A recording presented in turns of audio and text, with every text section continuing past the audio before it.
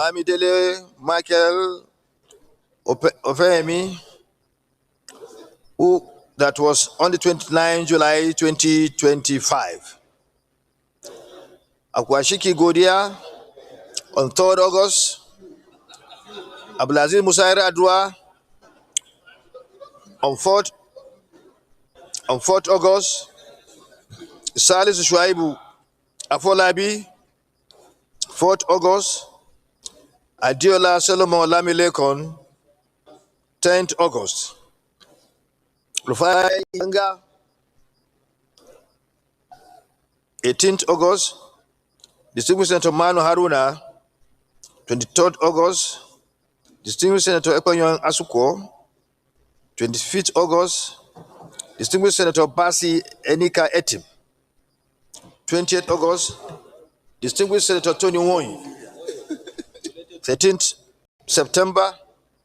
Pam Mwalikon Dachungyan 14th September. Alhaji Ibrahim Gaidam. Oh, he's no longer here. He's no longer here. I think it was a mistake from the clerk.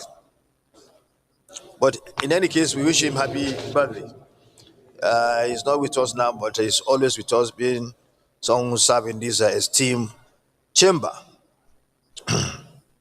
before he was appointed Minister of the Federal Republic. Senator Ekong Samson, 25th September. Senator Mustafa Saliu, 25th September. Senator Umar Shehu Buba, 2nd October. Order.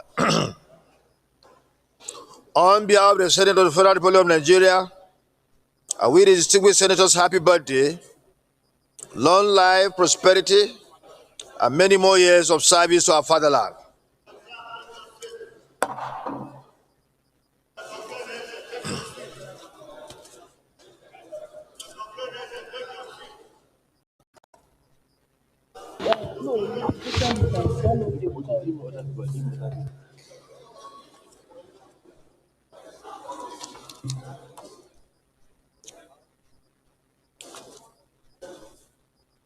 Distinguished senators, the President of the Senate on his way to welcome all of us from our recess is going to deliver the normal speech that is always delivered after resumption of work whenever we came back from holidays.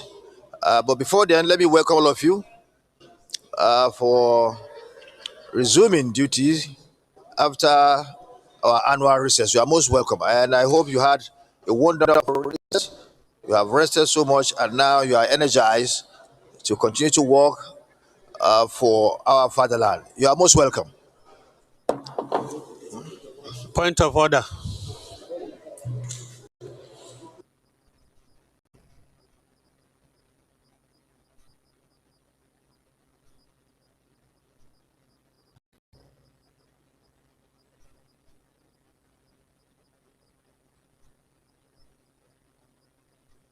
We're ready for you.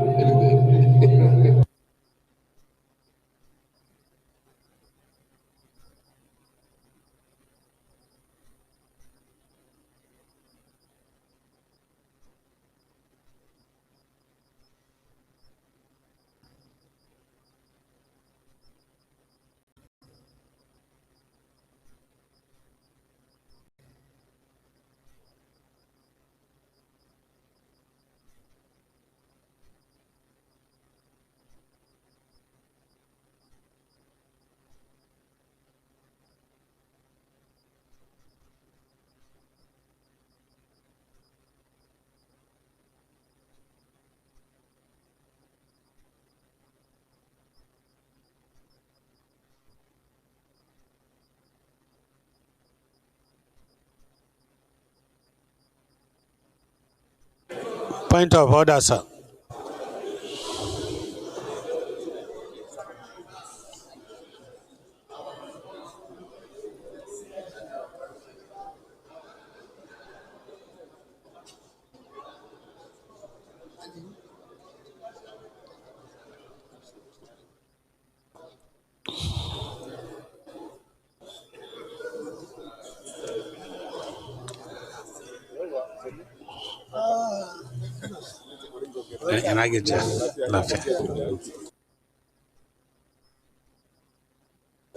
Any petition? Point of order. Okay, sir.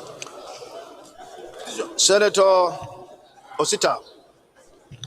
Thank you, Mr. President. My name is Osita. I represent Enugu West. Mr. President, I have two petitions and none is sub judice. The first one is from Etiti village in Ungwo. A petition over the murder Chibi, can you of please restore order? young Mr. Sochima Ono, who Order, was please. killed and the suspect released by the police even Distinguished without Senator, concluding resume your seats, investigation. please. Mr. President, they just seek for justice. The second petition is from ex-Sergeant Ikechukwu, who alleged that he was wrongly dismissed. He also approaches this chamber to seek for justice. With your kind permission, I'll lay both petitions. These matters before any court of law? No, Mr. No President. legal encumbrance? None. You may wish to submit your petition.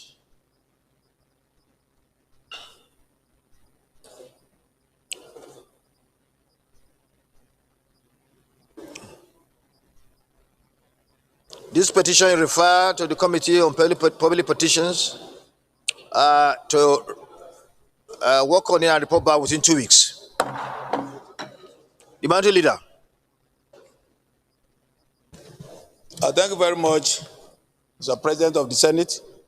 My name is Kamaluddin Olalere Oyewumi. I represent Osun West Senatorial District. So this petition is from a prominent leader from my senatorial district, a retired Lieutenant General in the Nigerian Army, and former Chief of Army Policy and Plans,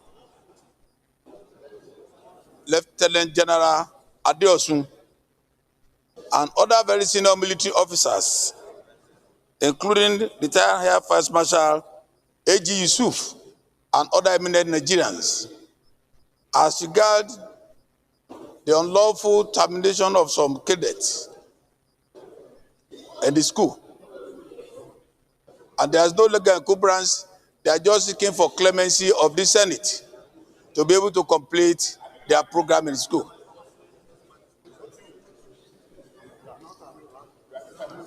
Mr. President, I seek your permission to lay the petition.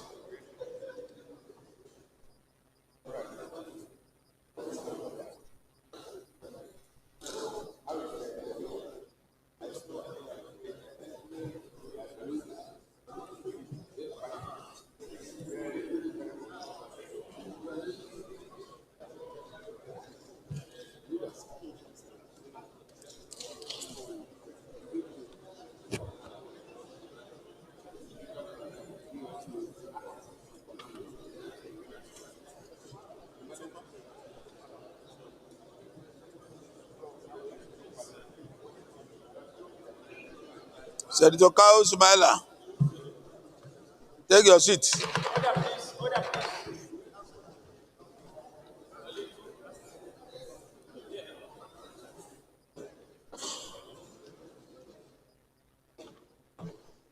Mr. President, I seek permission of the House to lay the petition. Legal encumbrance? No legal encumbrance. You may wish to lay the petition on the table.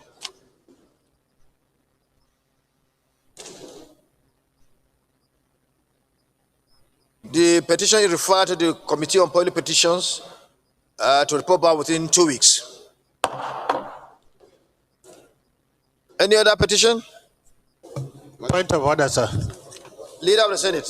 Point of order, sir. Point of order. Who is reason? Yes, sir. Senator Onao Mohamed Okoshi. Thank you very much, Mr. President.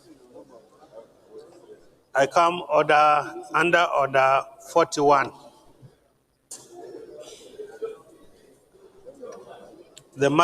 With your permission, sir, if I can read the order. It is assumed that we all know about order 41. You can go ahead. Thank you very much, sir. If we already know the orders, let me just go ahead straight to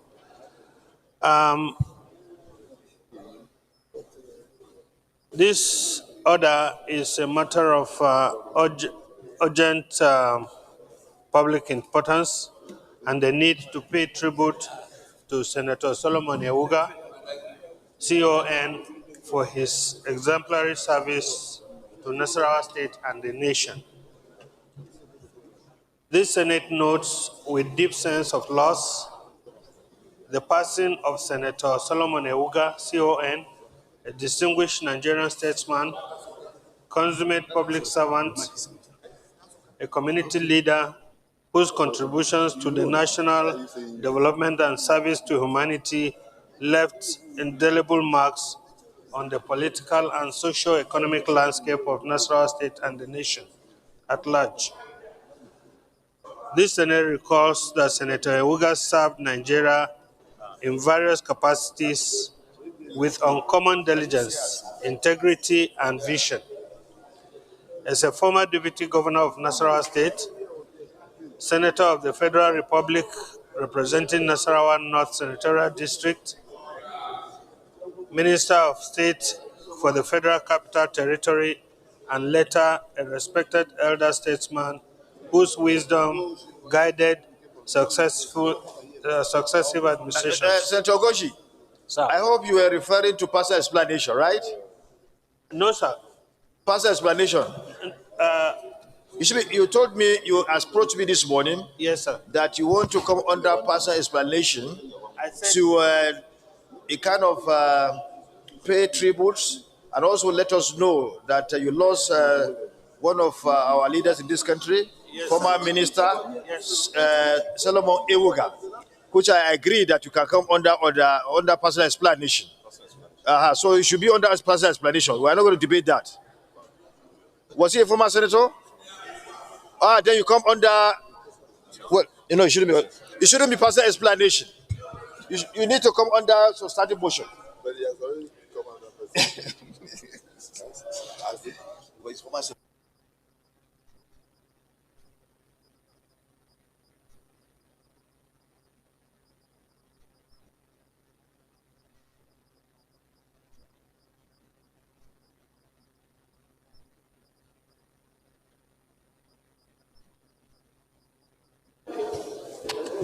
You're welcome, Mr. President, sir. Thank you. Okay. Huh? This is some okay question.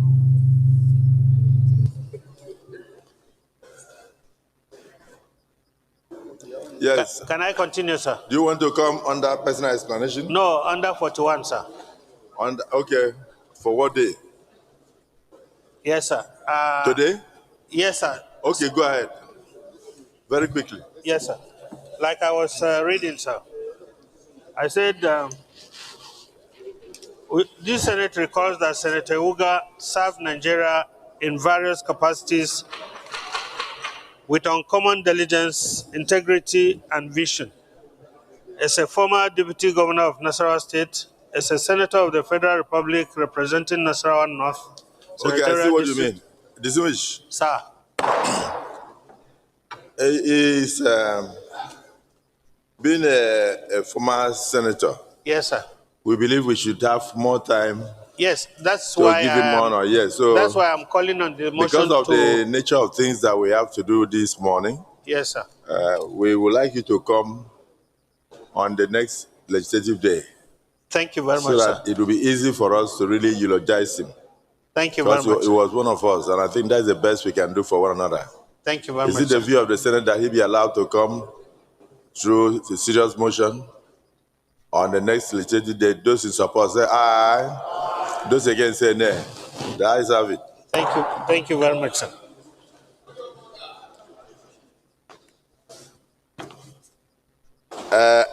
Anything that has to do with points of order with Senator Dume, I have to say that noted, but relax.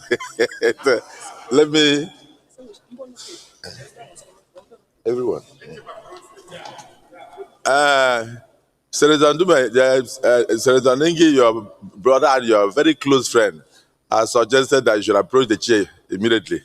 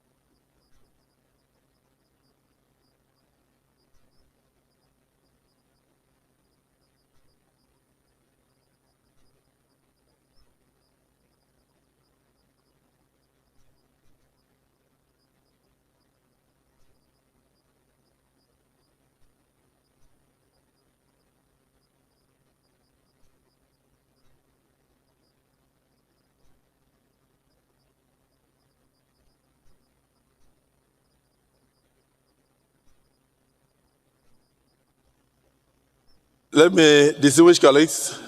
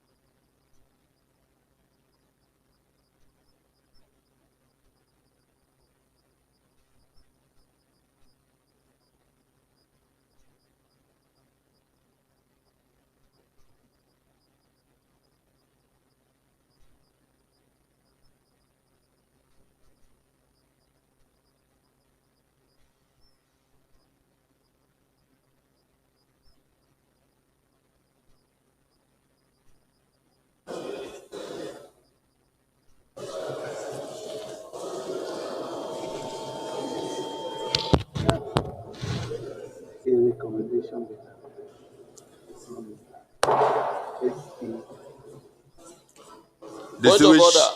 Distinguished Senator Ali Ndume. Mr. President, my name is Senator Mohamed Alindume, representing Borno South. Mr. President, distinguished colleagues, I raise Order 41, and it reads, that is matter of urgent public importance. The matter for discussion, if possible, be referred to the President of the Senate before commencement of daily sitting, and the President of the Senate shall refuse to allow the claim unless he is satisfied that the matter is definite and urgent. 2, if the claim is allowed by the President of the Senate and the leave of the Senate is given by at least 1/5 of all the senators, the matter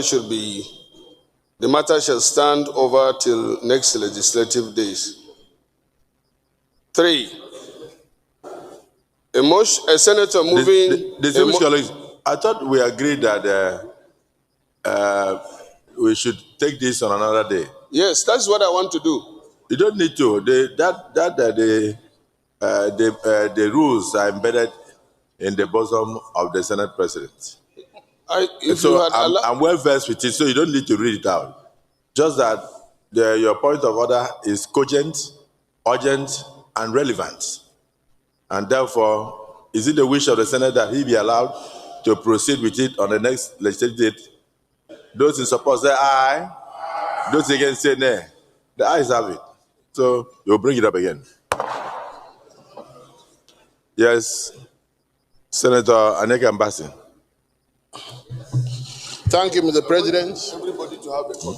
Mr. President, my name is Senator Aneka Mbasi, representing Akwa Ibom Northeast. My motion is pursuant to Order 41 and 51 as a matter of urgent public importance.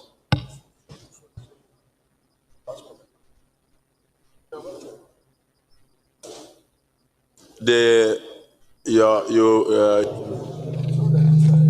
4151. If I have your leave, may I proceed, Your Excellency? no, what you mentioned to me is on the treatment of Nigerians in Libya. Am I right? Yes, Your Excellency. That's what I said. We can take it on another day, and unless it is life-threatening. Your Excellency is life-threatening. It's very, very urgent. So, okay, distinguished colleagues, he has an urgent issue that has to do with the lives of Nigerians in Libya. So, is it the view of the Senate that we step it down so that we can take it later in the day after passing through other issues? Those in support that we step it down and take it later in the day because of the life-threatening nature of the motion, say aye. Those again say no. The ayes have it. So you take it much later. So we step it down for them. Yes. Thank you, Mr. President.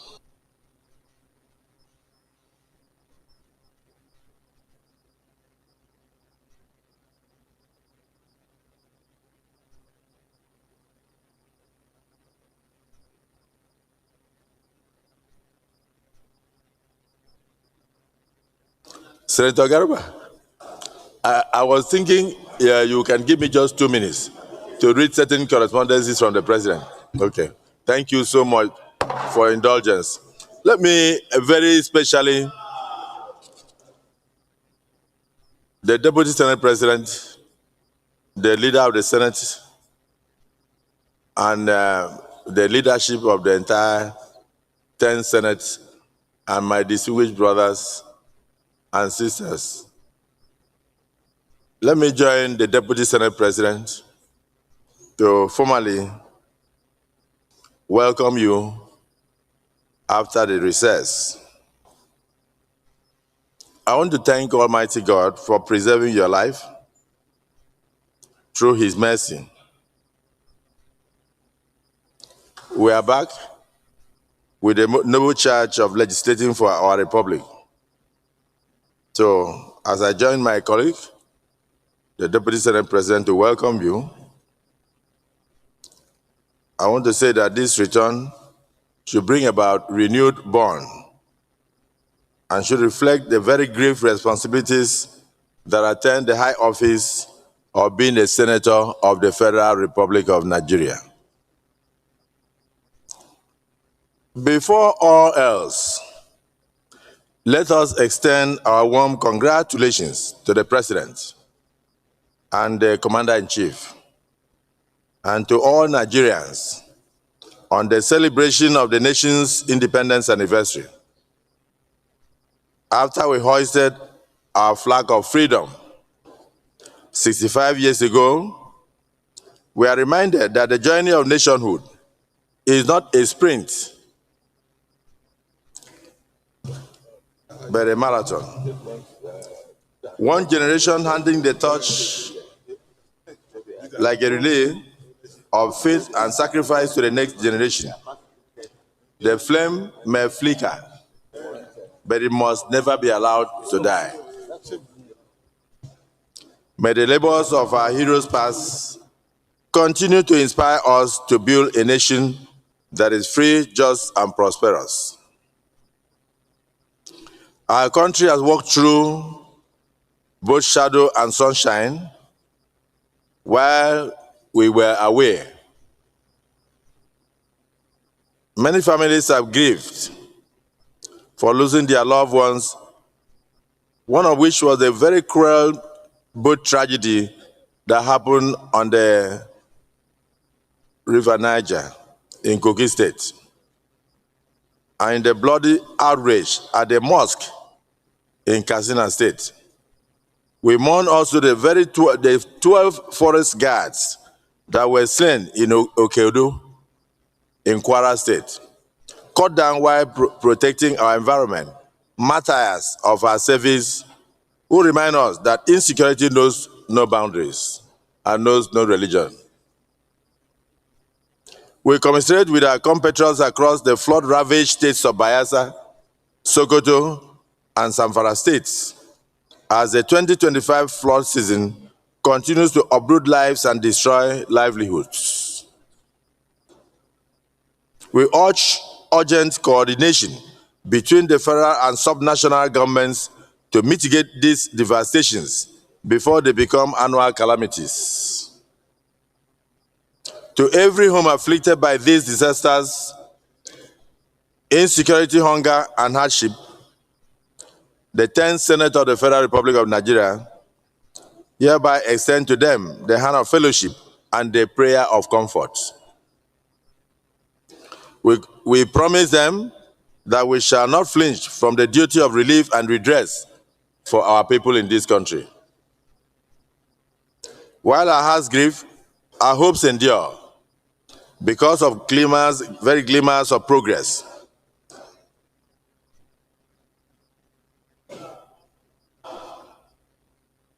Nigeria's oil production has climbed towards 1.8 million barrels per day, driven by reforms and renewed investor confidence. Our subnational governments are taking from the Federation account billions that can now assist them. I can confidently say that through the engineering of President Bola Ahmed Tinubu and his team, no state government today is borrowing money to pay salary. So for this, we say kudos to the administration. So we must ensure that this blessing does not become another fleeting windfall, but a foundation for fiscal discipline, infrastructural renewal, and more job creations. Let us also heed the cry from the farms and the markets across the nation.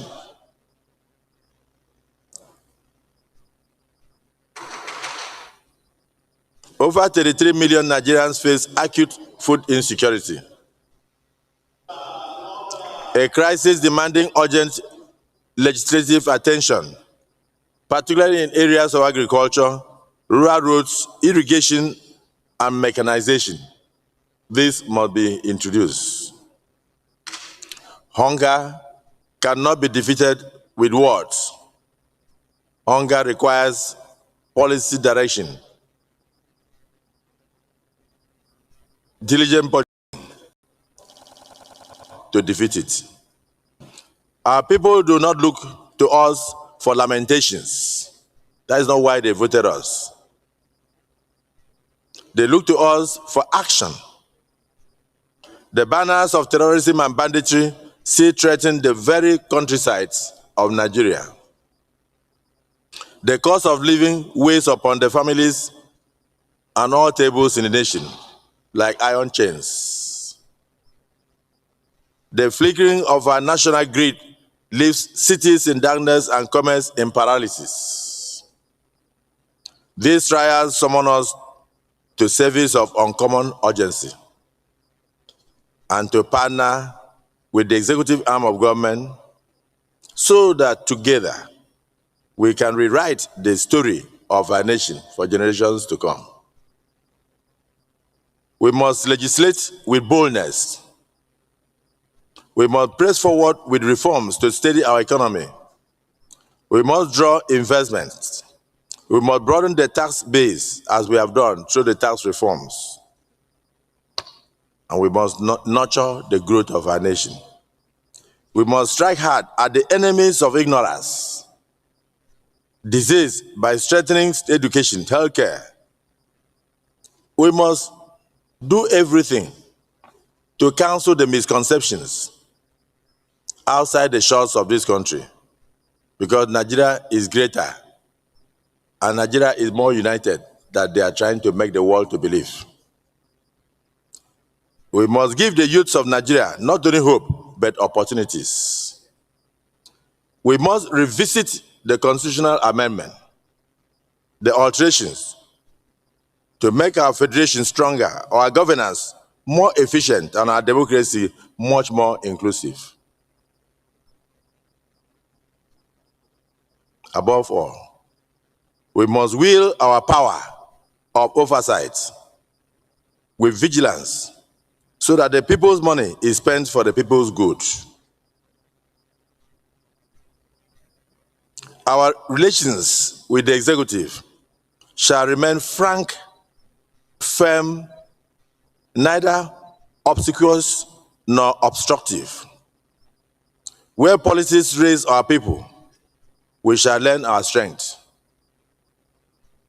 Where policies tend to imperil them, we shall speak out on their behalf.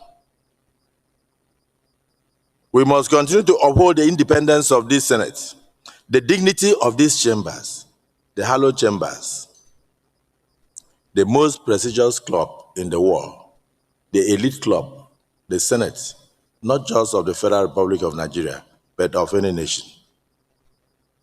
Therefore, we must uphold the majesty of our Constitution, which governs us all and all our efforts. To the citizens of Nigeria, we say this: we in the 10th Senate, we hear you. We know your expectations. You ask us not for excuses, but for results. Not for noise, but for substance. This Senate will continue to remain open, accountable, and responsive. We will not shrink from enforcing discipline, from scrutiny. Indeed, we welcome it, for accountability is the lifeblood of democracy. But it must be clearly understood, the foundation of every democracy is its legislature. Those who seek to weaken the legislature, in truth, seek to wreck the very substructure of democracy itself.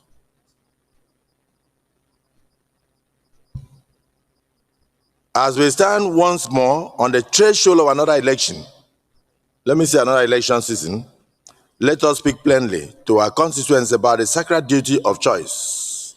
It's important for them to know that the choice they make is sacred. Leadership is not a carnival, and governance is not a stage for theatrics.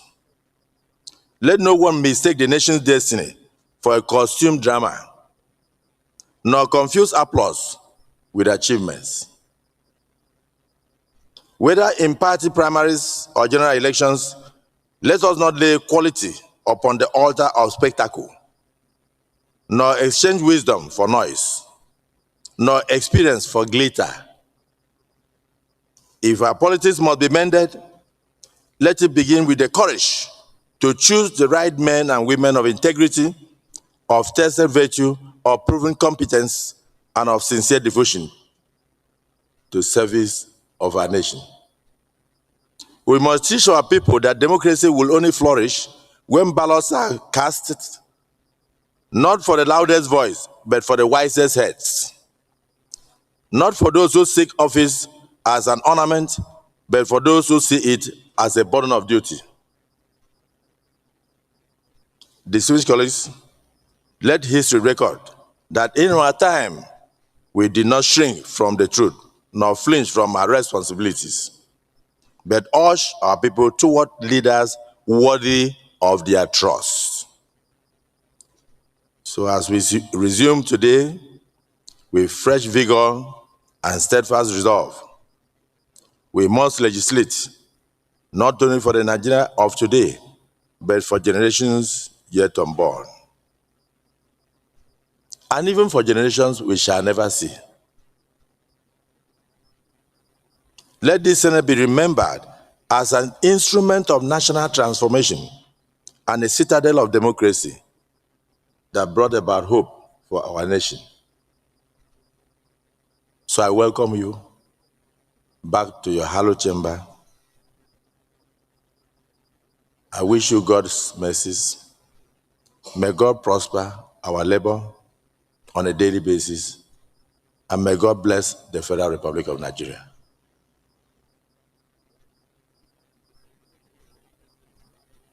A few correspondences from Mr. President, then we rang off.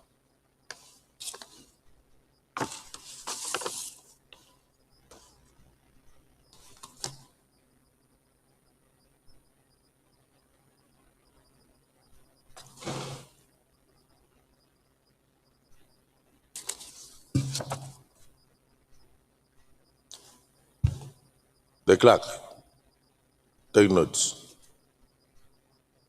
Correspondence from the President, Commander-in-Chief of the Armed Forces, Federal Republic of Nigeria. This came whilst we were away, actually dated 30th day of July, 2025. Distinguished Senate President and distinguished senators, decline of assent to the Nigerian Institute of Transport Technology Establishment Bill 2025. Pursuant to Section 58(4) of the Constitution of the Federal Republic of Nigeria, 1999 as amended,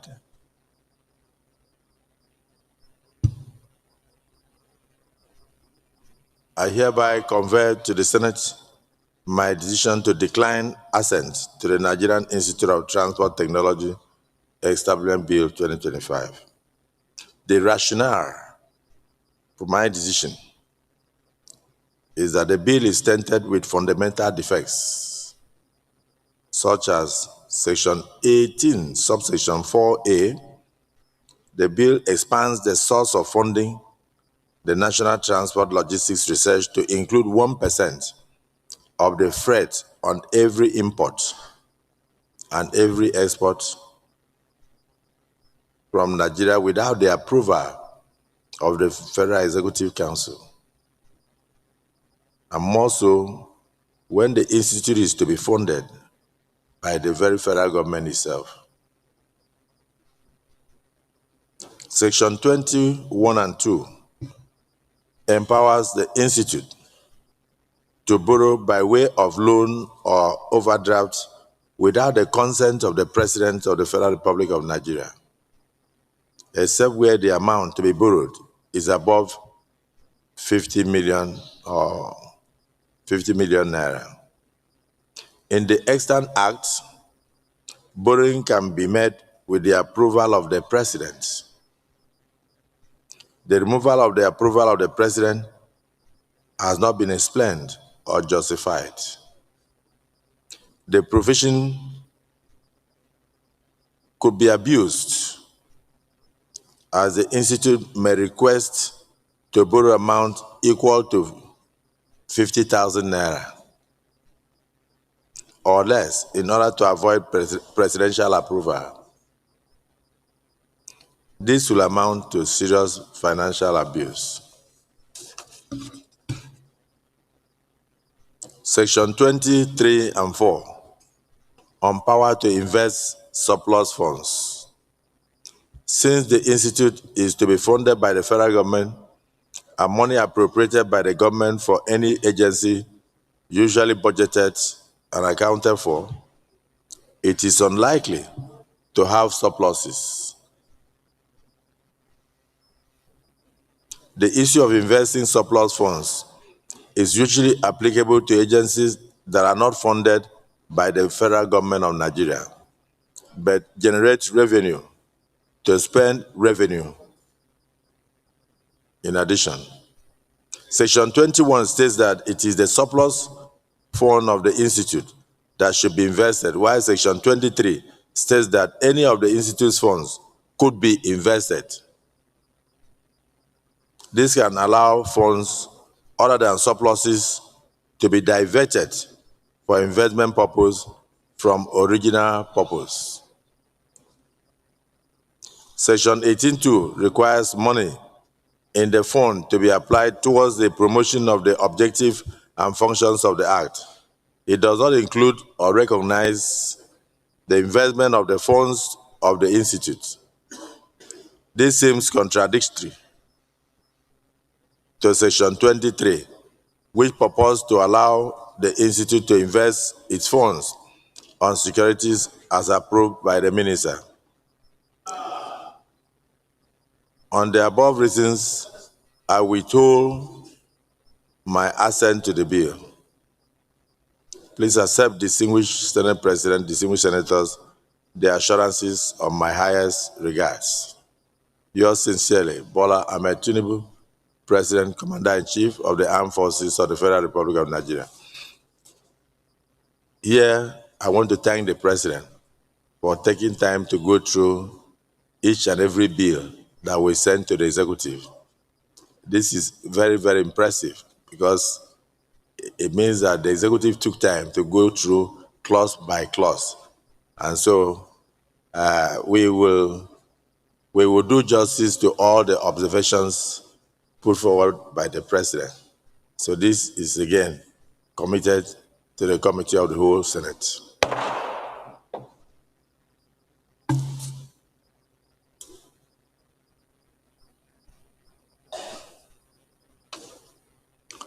Another correspondence from the president. Confirmation of appointment of 2 commissioners of the National Population Commission. In accordance with the provisions of Section 154, subsection 1 of the Constitution of the Federal Republic of Nigeria, 1999, as amended, I am pleased to present for confirmation by the Senate the appointment of the following 2 nominees as commissioners of the National Population Commission, NPC. Honorable Dr. Joseph Haruna Kibu is the commissioner designate from Nasarawa State. Honorable Tunga Betara Bularafa, commissioner designate from Yobe State. Whilst hoping that this request will receive expeditious consideration of the Nigerian Senate, please accept, distinguished Senate President and distinguished senators, the assurances of my highest consideration. Yours sincerely, Bola Ahmed Tinubu, President, Commander-in-Chief of the Armed Forces of the Federal Republic of Nigeria. This is referred to the Committee on National Population and Identity Cards to revert to the Senate in 1 week.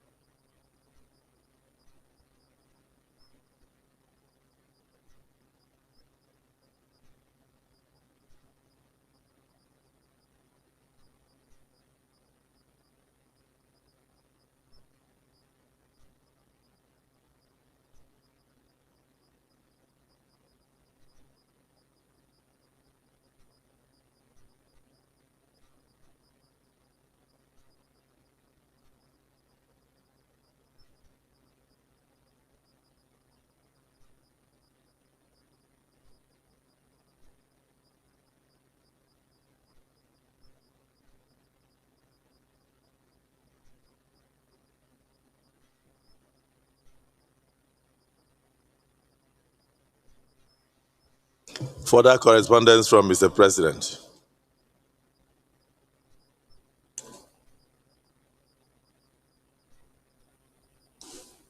Dated 1st day of September 2025.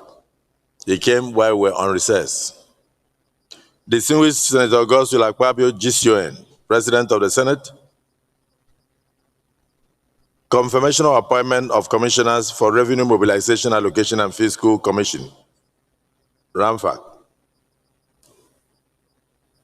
In accordance with the provisions of Section 154, subsection 1 of the Constitution of the Federal Republic of Nigeria, 1999, as amended, I am pleased to forward for confirmation by the Senate the appointment of 6 underlisted nominees as commissioners to represent their respective states in the Revenue Mobilization, Allocation, and Fiscal Commission. Bello Abubakar Wamako. Bello Abubakar Wamako. Sokoto State.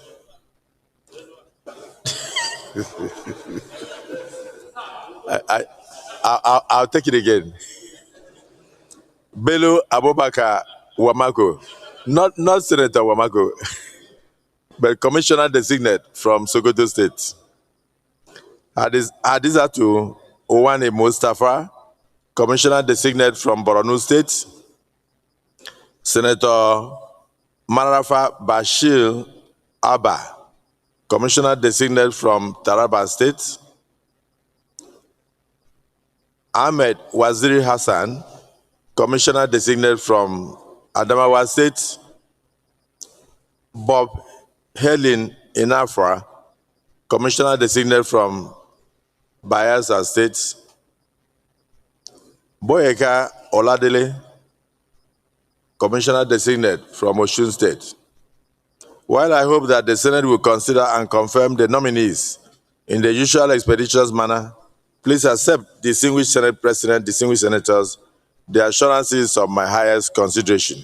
Yours sincerely, Bola Ahmed Tinubu, President, Commander-in-Chief of the Armed Forces of the Federal Republic of Nigeria. This is referred to the Committee on National Planning and Economic Affairs to revert to the Senate in 1 week.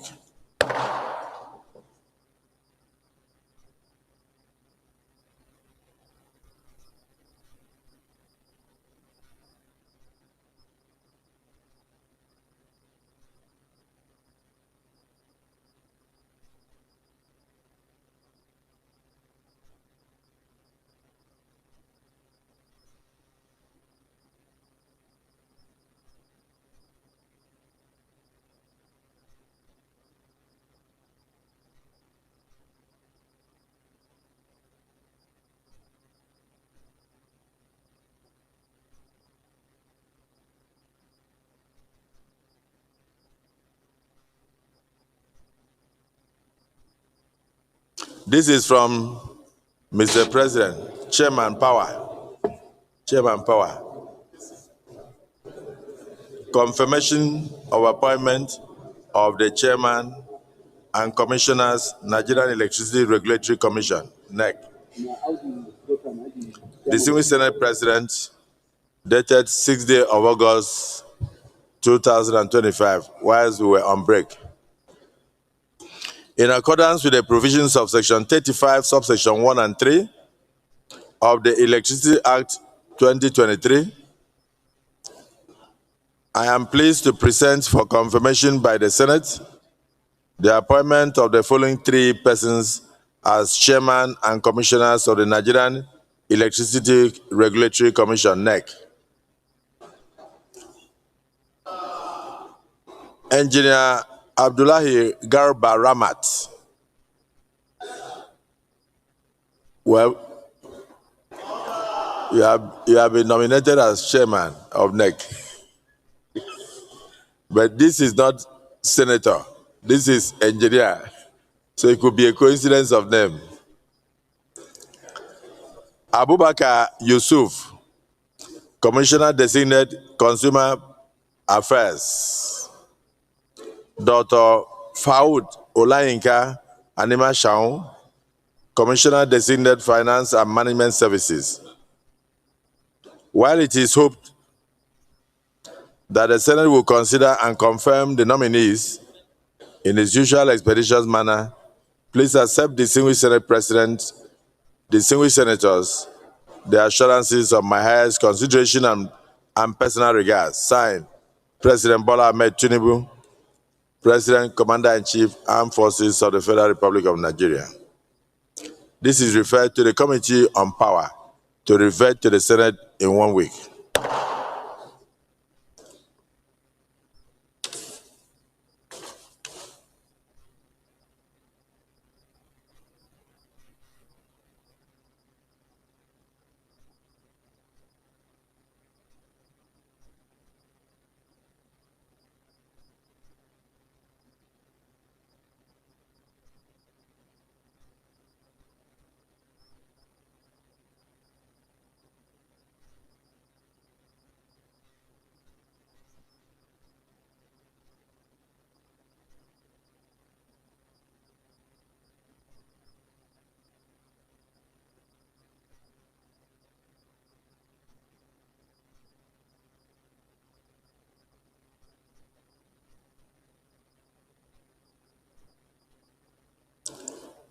This also came whilst we were on break.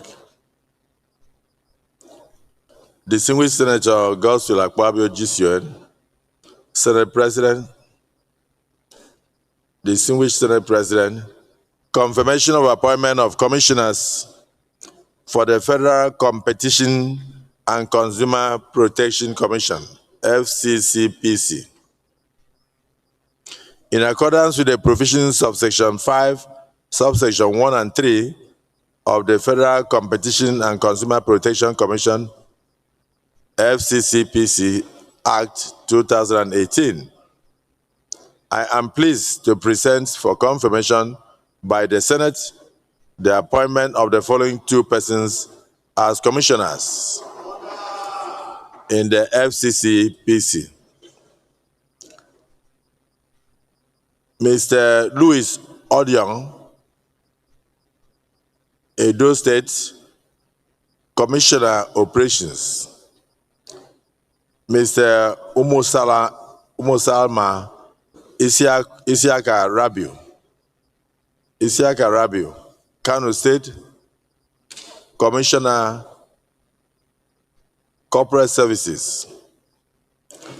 Whilst hoping that the Senate will consider and confirm the nominees in its usual expeditious manner, please accept, distinguished Senate President, the assurances of my highest considerations. Yours sincerely, Bola Ahmed Tinubu, President, Commander-in-Chief, Armed Forces of the Federal Republic of Nigeria. This is referred to the Committee on Trade and Investment to revert to the Senate in 1 week.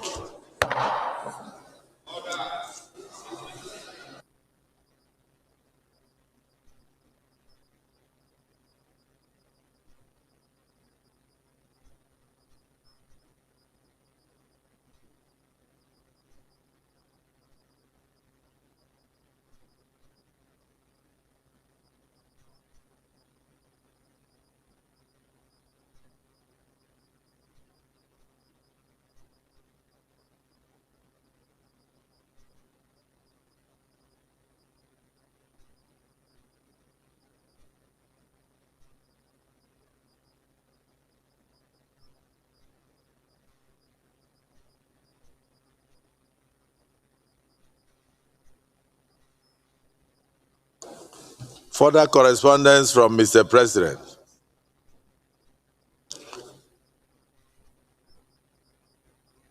Distinguished Senator Godswill Akpabio GCN, Senate President. Distinguished Senate President, confirmation of the appointment of the Chairman and members of the National Pension Commission, NPC. In accordance with the provisions of Section 19, subsection 3 of the Pension Reform Act 2014, I am pleased to present for confirmation by the Nigerian Senate the appointment of the underlisted 6 persons as Chairman, Director General, and Commissioners of the National Pension Commission. Agbaje Opeyemi Olukoya, Chairman, Southwest. Honorable Hafiz Mohammed Kawu Ibrahim, OON. Honorable Hafiz Muhammad Kawu Ibrahim, OON, Commissioner, Technical Services, Northwest. Samuel Chigozie Uwanda, CPA, Commissioner, Inspectorate Division, Southeast. Charles Efe Sylvester, Commissioner of Finance from South-South. Bello Abubakar Malabo. Bello Abubakar Malabo, Commissioner, Administration, Northeast. Omolala Bridget Olowararan, Director General, Southwest. While it is my hope that the Senate will consider and confirm the nominees in its usual expeditious manner, please accept, distinguished Senate President, distinguished senators, the assurances of my highest consideration and personal regards. Yours sincerely, Bola Ahmed Tinubu, President, Commander-in-Chief, Armed Forces of the Federal Republic of Nigeria. This is referred to the Committee on Establishment and Public Service Matters to revert to the Senate in 1 week.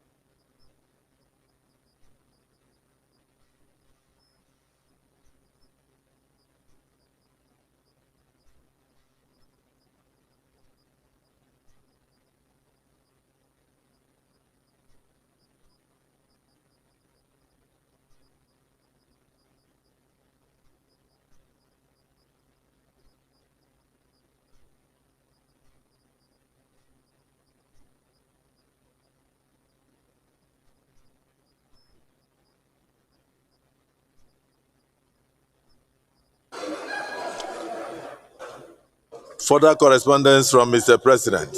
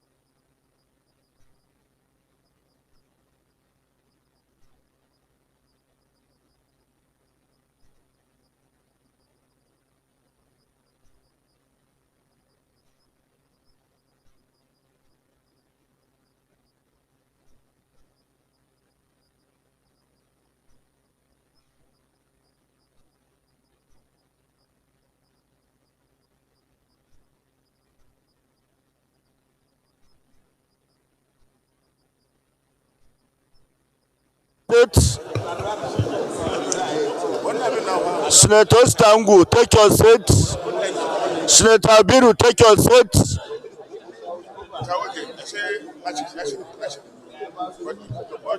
Senator Shomole, take your seat, sir.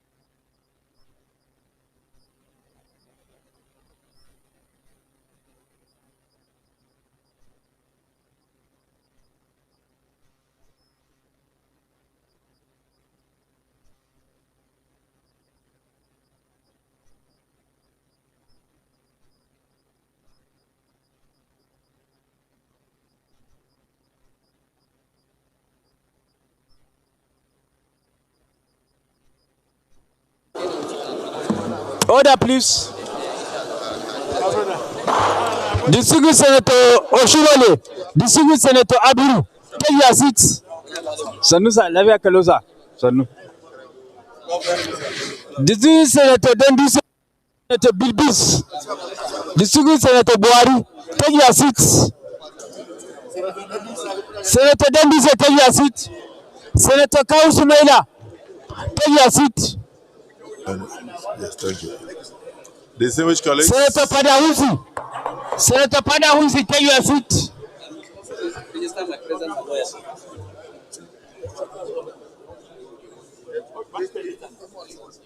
Senator Musa Basali, take your seat.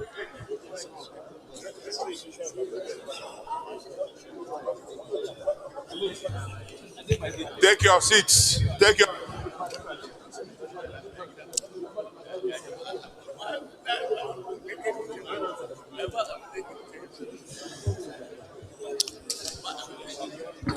Distinguished Senator Buba, take your seat.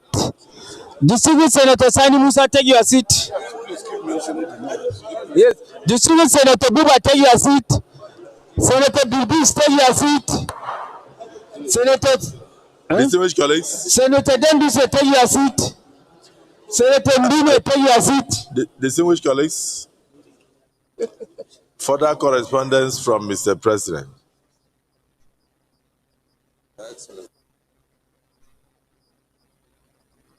Senator Denduse, take your seat.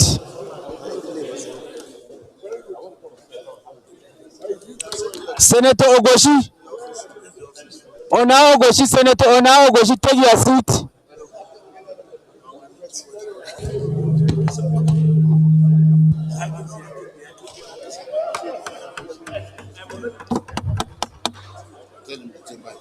The chamber is ready, sir. The chamber is ready for business now. Thank you. Distinguished colleagues. Further correspondence from Mr. President. Distinguished Senate President, confirmation of appointment of the Managing Director, National Hydroelectric Power Producing Area Development Commission, NHIPADEC. In accordance with the provisions of Section 393 of the Electricity Act 2023, I am pleased to present for confirmation by the Senate the appointment of Abubakar Sadiq Yelwa as Managing Director, National Hydroelectric Power Producing Area Development Commission, NHIPADEC, for a second and final term in office. While it is my hope that the Senate will consider and confirm the nominee in a expeditious manner, please accept, distinguished Senate President, distinguished senators, the assurances of my highest consideration and personal regards. Signed, yours sincerely, Bola Ahmed Tinubu, President, Commander-in-Chief, Armed Forces of the Federal Republic of Nigeria. This is referred to the Committee on Power to screen and recommend to the Senate for further action within 1 week.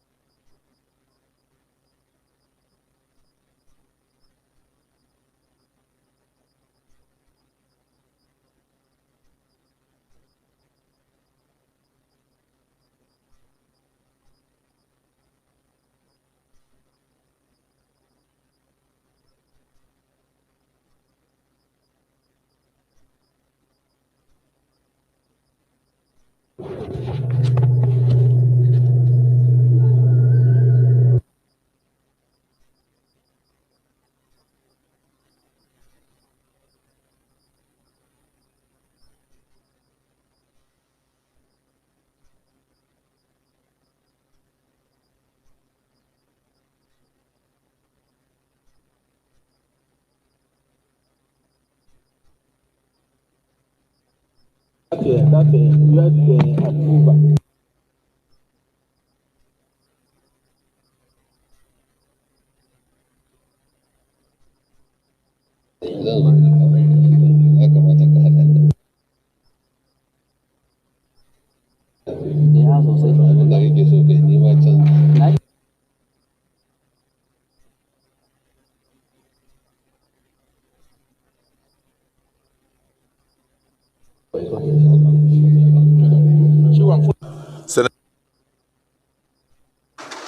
Senator Sani Musa, please approach the chair.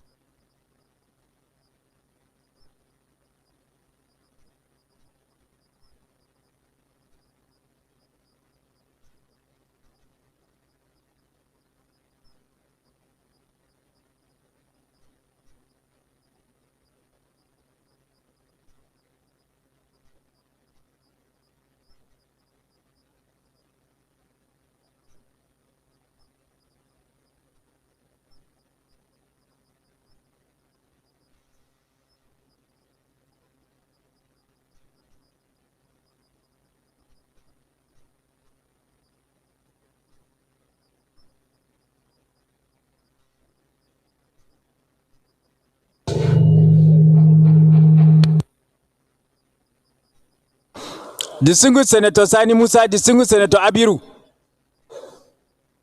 I'm doing it deliberately.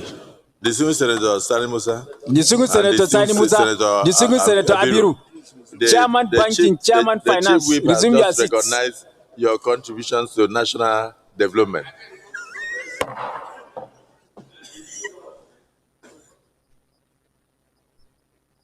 Distinguished Senate President, confirmation of appointment of co-chairman of the Governing Council of the Unclaimed Funds Trust Fund. I'm reading as it is. In accordance with the provisions of Section 77, subsection 5 of the Finance Act,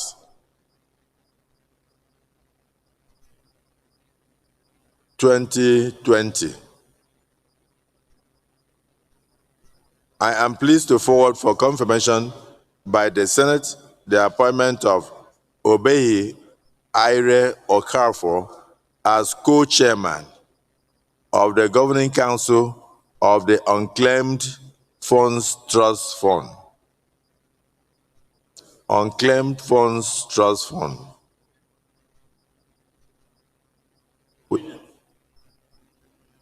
In accordance with the provisions of Section 77, subsection 5 of the Finance Act 2020, I am pleased to forward for confirmation by the Senate the appointment of Mr. Obehi Ire Okafor as co-chairman of the Governing Council of the Unclaimed Funds Trust Fund.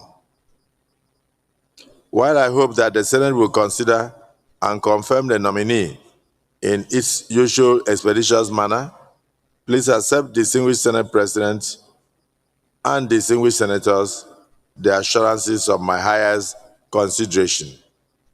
Yours sincerely, Bola Ahmed Tinubu, President, Commander-in-Chief, Armed Forces of the Federal Republic of Nigeria. This is dated 22nd day of September 2025. So it came whilst we were on break. Since it comes under the Finance Act, and after due consultation with the chairman of Finance and the chairman of Banking and other Financial Institutions Act, committees of the Senate, this is referred to the Committee on Finance to revert, and the two committees should work together. The committees on finance and the committee on banking and other financial institutions of the Senate to revert to the Senate after putting their heads together in the next 1 week.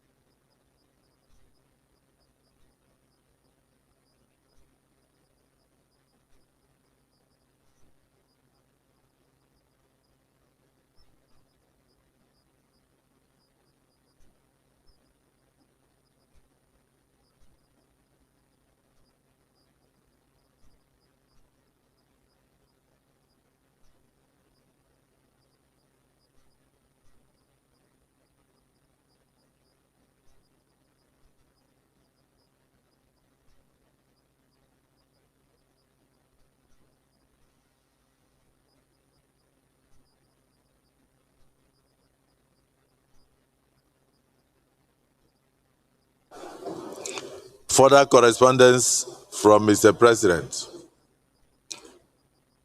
Distinguished Senate President, distinguished colleagues, decline of assent, National Assembly Library Trust Fund Establishment Amendment Bill 2025. Notwithstanding the laudable objectives of the legislation, certain provisions contained therein go against the settled law and policies of the federal government of Nigeria as it relates to funding of agencies under the National Assembly, taxation of national entities, public service remuneration, as well as age and year of service, amongst others.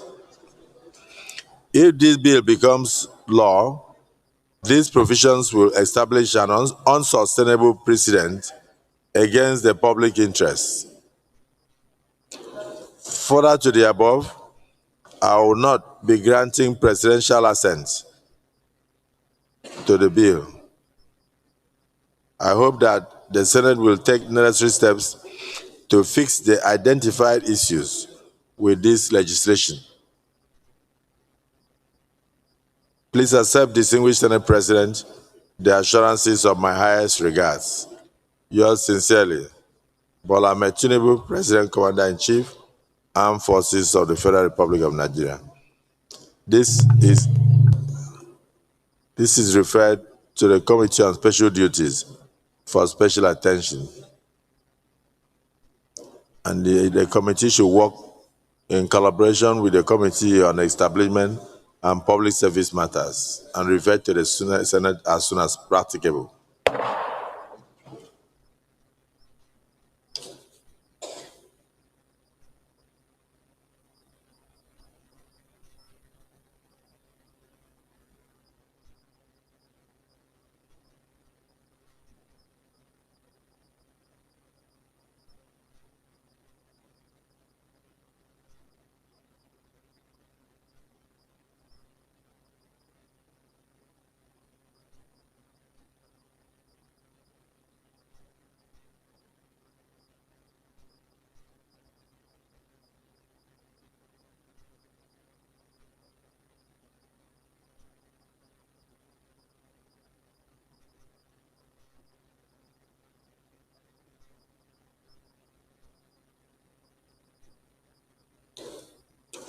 Distinguished colleagues,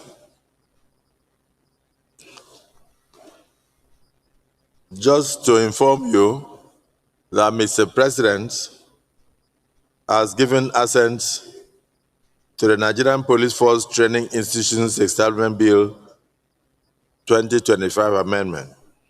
So further to our letter from the clerk, forwarding the authenticated copies of the bill for Mr. President's consideration and assent, I hereby return 2 copies duly signed by Mr. President, who has granted assent, and seal of the Federal Republic of Nigeria.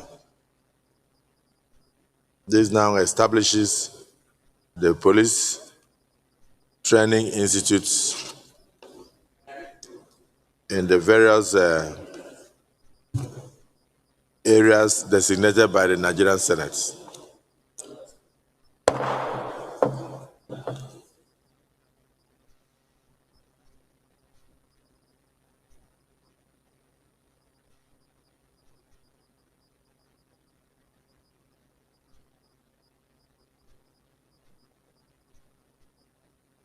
Just further information that Mr. President has further given assent to the Nigerian Police Trust Fund Amendment Bill 2025.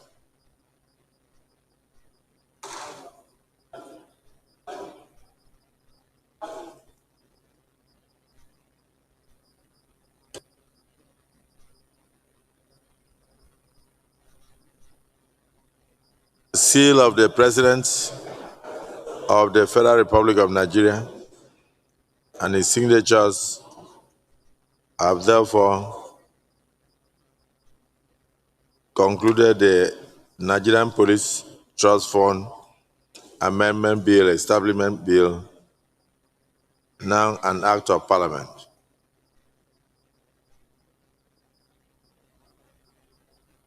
is sent to the clerk for further action in terms of gazetting and other necessary dissemination.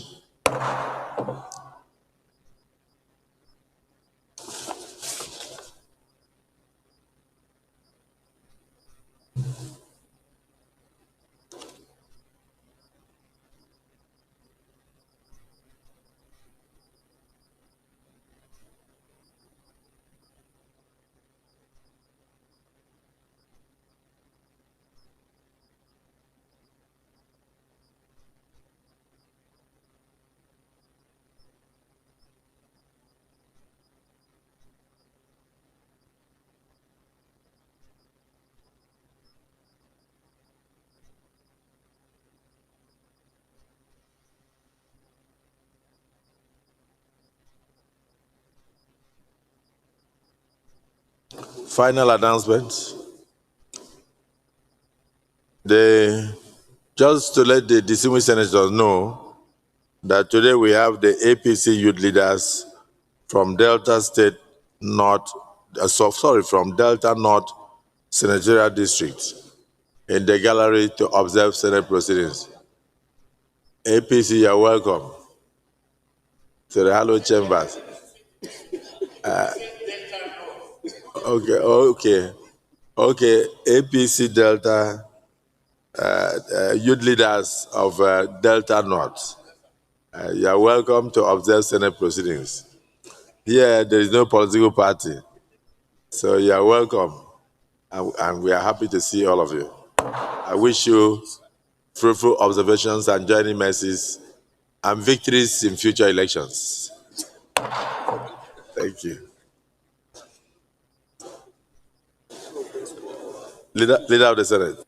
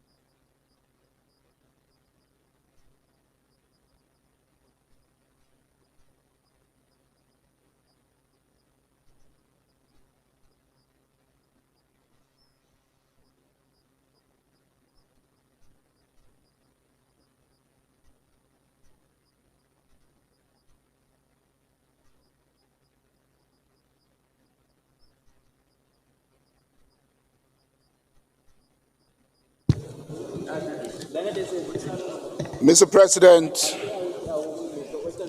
distinguished senators of the Federal Republic of Nigeria, the first business of the day is the presentation of a House bill standing in the name of the Senate leader on the National Inland Waterways Authority Act Repeal and Enactment Bill 2025 HB 790. Mr. President, you may wish to invite the Clerk of the Senate to read the short title of the bill.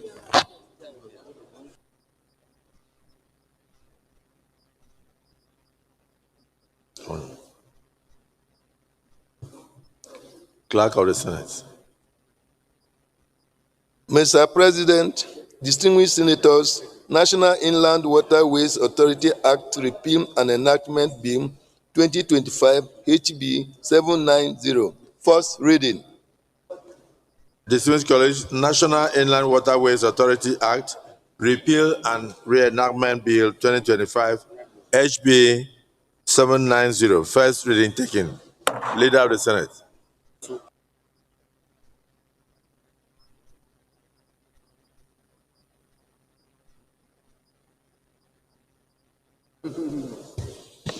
Mr. President, most distinguished senators of the Federal Republic of Nigeria, the second business of the day is the presentation of a House bill standing in the name of the Senate leader on the Federal Road Safety Corps Act Amendment Bill 2025 HB 1401. Mr. President, you may wish to invite the Clerk of the Senate to read the short title of the bill.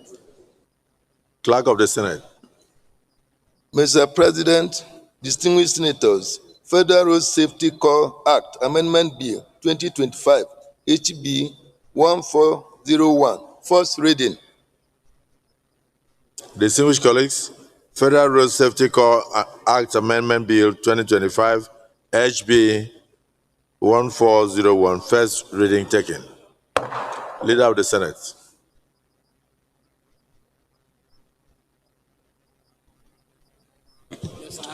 Mr. President, very distinguished colleagues, the third business of the day is the presentation of a bill standing in the name of most distinguished Senator Musa Muhammad Sani on the performance and priority-based National Budgeting System Bill 2025, SB 827. Mr. President, you may wish to invite the Clerk of the Senate to read the short title of the bill. Clerk of the Senate. Mr. President, distinguished senators, performance and priority-based National Budgeting System Bill 2025, SB 827, first reading. Distinguished colleagues, Performance and Priority-Based National Budgeting System Bill 2025, SB 827, first reading taken. Leader of the Senate. Mr. President, very distinguished colleagues, the fourth business of the day is the presentation of a bill standing in the name of most distinguished Senator Olamilekan Adeola Solomon on the Primary Health Care Development Agency Act Repeal and Enactment Bill 2025, SB 900. Mr. President, you may wish to invite the Clerk of the Senate to read the short title of the bill. Clerk of the Senate. Mr. President, distinguished senators, Primary Health Care Development Agency Act, Repeal and Enactment Bill 2025, SB 900, first reading. Distinguished colleagues, Primary Healthcare Development Agency Act Repeal and Reenactment Bill 2025, first reading taken. Clerk, Leader of the Senate.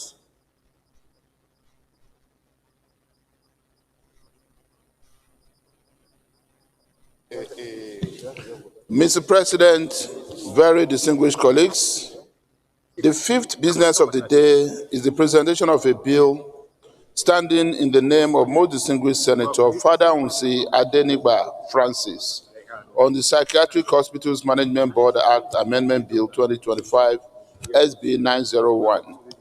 Mr. President, you may wish to invite the Clerk of the Senate to read the short title of the bill. Clerk of the Senate. Mr. President, distinguished senators, Psychiatric Hospitals Management Board Act, Amendment Bill 2025, SB 901, first reading. Distinguished colleagues, Psychiatric Hospitals Management Board Amendment Act Bill 2025, SB 901, first reading taken. Leader of the Senate.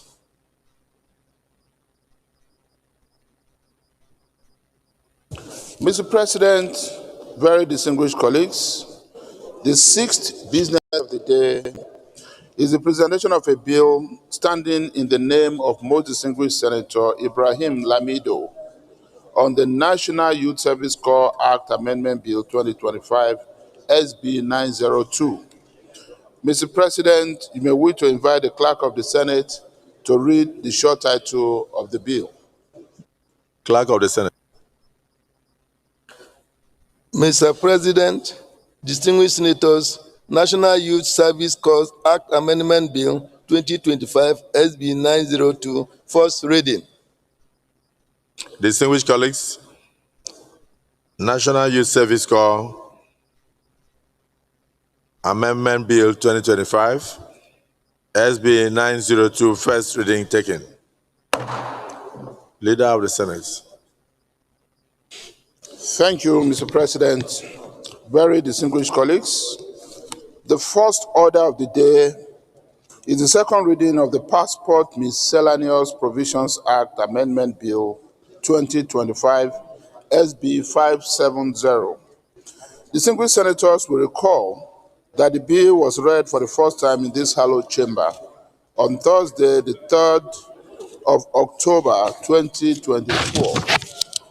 Mr. President, you may wish to invite most distinguished Senator Bello Sani Abubakar to move the motion for the bill to be read the second time. And Mr. President, I understand distinguished Senator Abubakar Bello is away on official engagement, and the most distinguished Senator Mohammed Onao Ogoshi will be taking the bill on his behalf. Distinguished Senator Onao Ogochi. Thank you, Mr. President. You may wish to lead us on the general principles of the bill for members to comment. Thank you very much, Mr. President. Distinguished colleagues, this is a lead debate on a bill to amend the Passport Miscellaneous Provisions Act, Cap P343, Law of the Federation 2004, and for other related matters 2005, SB 570. This bill is sponsored by Senator Bello Sani Abubakar. As the leader said, I'm standing in for him. Mr. President, distinguished colleagues, it is an honor for me to lead the debate on the bill to amend the Passport Miscellaneous Provisions Act, Cap P343, Laws of the Federation of Nigeria 2004, with a view to highlighting the need for more provisions in the extant legislation in order to preserve, sanctify, and redeem the image of the Federal Republic of Nigeria globally. The proposed amendment to the extant Passport Miscellaneous Act is imperative and compelling in that it is a variable action to effectively redeem the severely tarnished image of our dear country in the eyes of the international community, and then to enact a strong disincentive for the commission of crimes by Nigerians across international jurisdictions. The commission of crimes by Nigerians in foreign jurisdictions has dealt a crashing blow to the reputation and image of Nigeria and is costing us stupendous disgrace in the diplomatic community and international transit. It projects Nigerians as persona non grata to whom foreign visas are restricted or denied, with negative effect to our national interests. Mr. President, distinguished colleagues, countries like China, Turkey, Canada, France, Egypt, Germany, Ethiopia, South Africa, Russia, and the United Arab Emirates, among others, which are destinations of interest to our citizens, apply stringent visa rules to Nigerians. A major reason for the visa restriction is the significant commission of crimes and conviction of Nigerians in those countries. Though profiles of crimes by Nigerians in foreign countries are protected for human rights reasons, as chairman of the Senate Committee on Foreign Affairs and being privy to the issues in the diplomatic community, the detriment of such crimes to our foreign affairs, the harm to our bilateral and multilateral interests, and the dent to our image and integrity, I'm convinced that it is incumbent upon us as a country to act and demonstrate responsibility to ending the indulgence of our citizens in crimes anywhere in the world. Mr. President, distinguished colleagues, as a consequence of the injury to the integrity of our country from crimes by our citizens in foreign jurisdictions, innocent and patriotic Nigerians suffer harassment in international transits, denial and hardship in visa applications, discrimination, and negative stereotype in social dealings, cost and distress. The green passport is widely discountenanced, and the sovereign pride is intrinsically bias has severely diminished. That is nothing less than a state of emergency. The legislature is mandated under Section 4 of the Constitution with lawmaking for the peace, order, and good governance of Nigeria. Mr. President, distinguished colleagues, the extant law on Passport Miscellaneous Provisions Act is good, but good is the enemy of better. It will do better if amended with provisions that impose an extra layer of deterrent to the commission of crimes by our citizens in foreign countries. It will demonstrate responsibility on our part to discourage the perpetration of crime by our citizens and to redeem the image of our country. Mr. President, sir, distinguished colleagues, this bill therefore seeks to amend the Passport Miscellaneous Provisions Act, Cap P 343, Law of the Federation 2004, to provide for measures towards preserving the image of Nigerians while abroad and the Federal Republic of Nigeria globally. The implication of the proposed amendment is that where a Nigerian commits any of the foregoing offenses in a foreign country and is convicted for the crime, the international passport of the convict will be withdrawn for 10 years. These measures serve as a veritable deterrent to the commission of crime in a foreign country. This proposed amendment will redeem, preserve, and elevate the image and integrity of our dear country. It is also an opportunity for us to demonstrate our commitment to good governance and stance against crimes and criminalities. We cannot do otherwise than make this compelling amendment. I implore you, as patriots in the sincere service of the Federal Republic of Nigeria, to support this bill to the fulfillment of its indispensable objectives. Thank you. Thank you. Distinguished Senator Mangudu.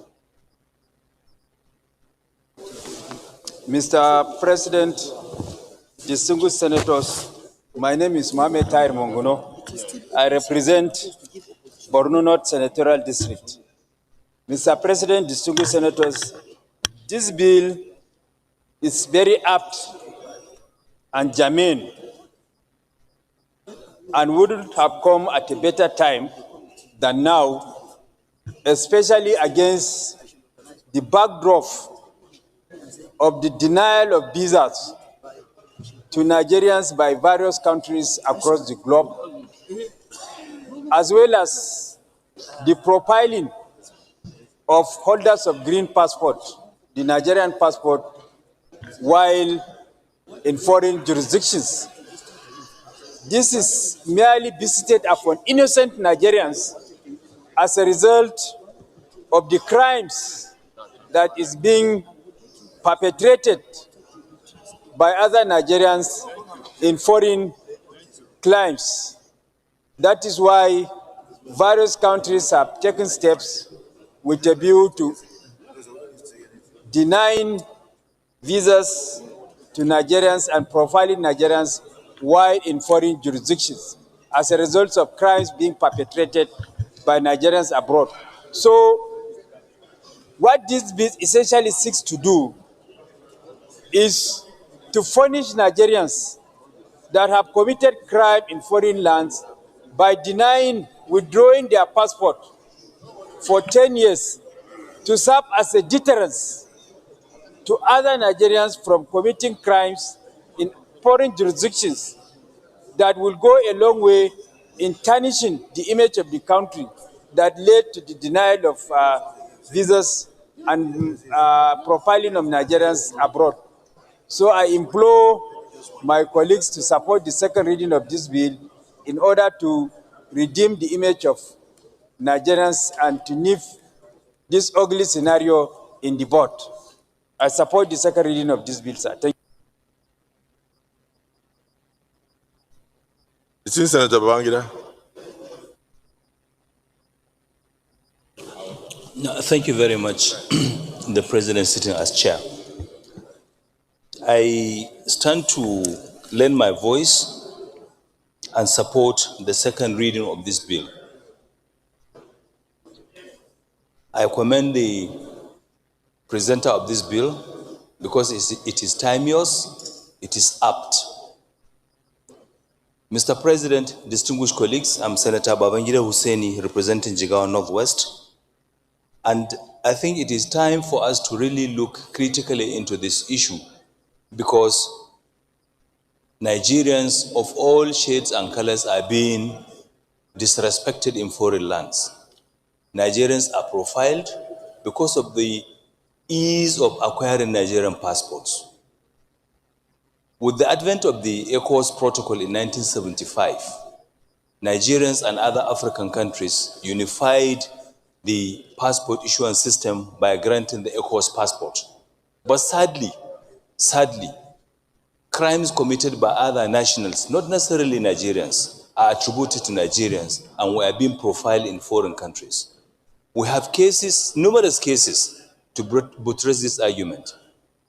Some time ago, there was a robbery in one of the foreign lands in the Middle East, and the holders and the accused were holding Nigerian passports, but they were not Nigerians. They were not Nigerians.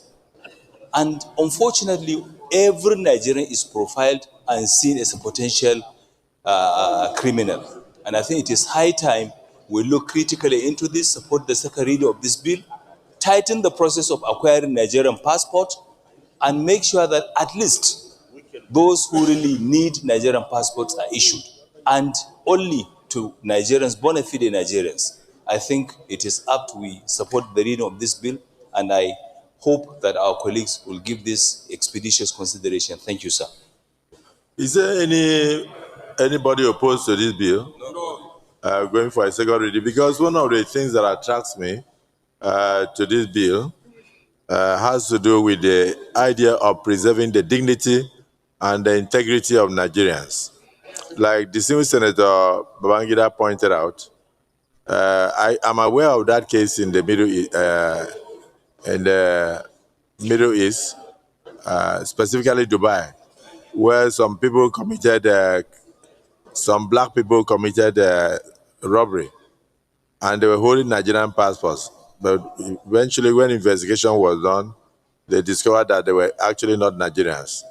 So as this bill, when it goes through public hearing and all and comes back to us and we send it to Mr. President for assent, and concurrence of our colleague in the House of Representatives will help to curb such incidents, will tighten the ways and manner in which Nigerian passports circulate in the hands of foreigners. And also, where a Nigerian goes to mess up the image of the country, such a Nigerian should not just go to prison and be deported to Nigeria. Such a person should actually lose the international passport for at least 10 years, or 10 to 20 years, to serve as a deterrent. I'm sure these things will be discussed in public hearing. So I want to thank distinguished Senator Sani Bello and distinguished Senator Onao Okochi for bringing this up, and I'll proceed to invite the Senate leader to go ahead and read that this bill should go for a second reading, right?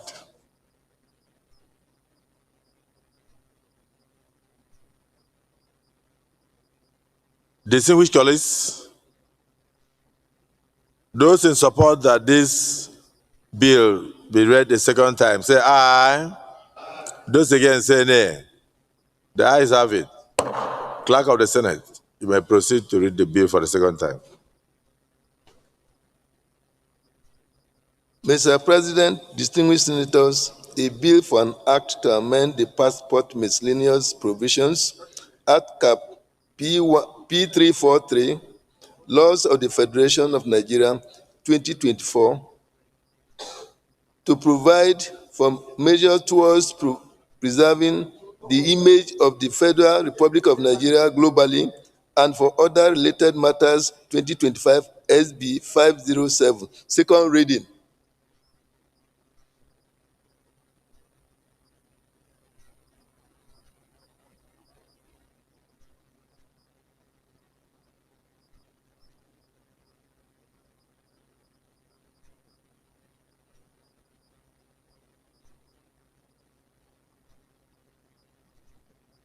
Distinguished colleagues, a bill for an act to amend the Passport Miscellaneous Provisions Act, Cap P343, Laws of the Federation of Nigeria 2004, and for other related matters 2025, SB 570, to make provisions for proper management of issuance of Nigerian passports and other related matters 2025. Second reading taken and referred to the two committees, in fact, three committees: Committee on Judiciary, Human Rights and Legal Matters, Committee on Foreign Affairs, and the Committee on Interior, as the lead committee, to revert to the Senate in 6 weeks.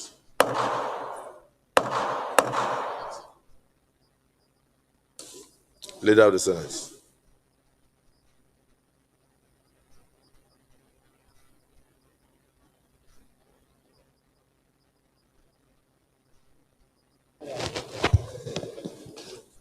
Mr. President, very distinguished colleagues, the second and third orders of the day are House bills for concurrence as listed on the other paper. Mr. President, it's one, the Central Gaming Bill 2025 HB 2062, as well as the Federal Medical Centers Act Amendment Bill 2025 HBs 348, 478, 644, 680, 709, 1818, 1855, 1871, 1191, both for concurrence. Mr. President, for the simple nature of the bills and for purposes of interchamber reciprocity, I will present a lead debate on the bills if I have your permission to do so. Please proceed. Thank you, sir. Mr. President, very distinguished colleagues, lead debate on bills for concurrence from the House of Representatives. 1. Central Gaming Bill 2025-2062 and 2. Federal Medical Centers Act Amendment Bill 2025. Mr. President and distinguished colleagues, the Central Gaming Bill 2025 HB 2062 seeks to repeal the National Lottery Act number 7 of 2005 and the National Lottery Amendment Act number 6 of 2017, and to enact the Central Gaming Bill to regulate the operation and business of all forms of online and remote gaming across the geographical boundaries of the federating unit and beyond the international boundaries of Nigeria, provide for the conduct of gaming in the Federal Capital Territory, and enhance revenue generation for the Federation. The second bill, which is the Federal Medical Centers Act Amendment Bill 2025, HBs 348-478, 644-680, 709-1818, 1855, 1871, and 1191, seek to amend the Federal Medical Centers Act 2022 to provide for the establishment of additional federal medical centers across the country. Mr. President, my respected colleagues, these bills are straightforward and have gone through the necessary legislative process in the House of Representatives. I therefore urge you all to support the second reading of these bills as we refer them to the Committee of the Whole for clause-by-clause consideration. Thank you, Mr. President and distinguished colleagues.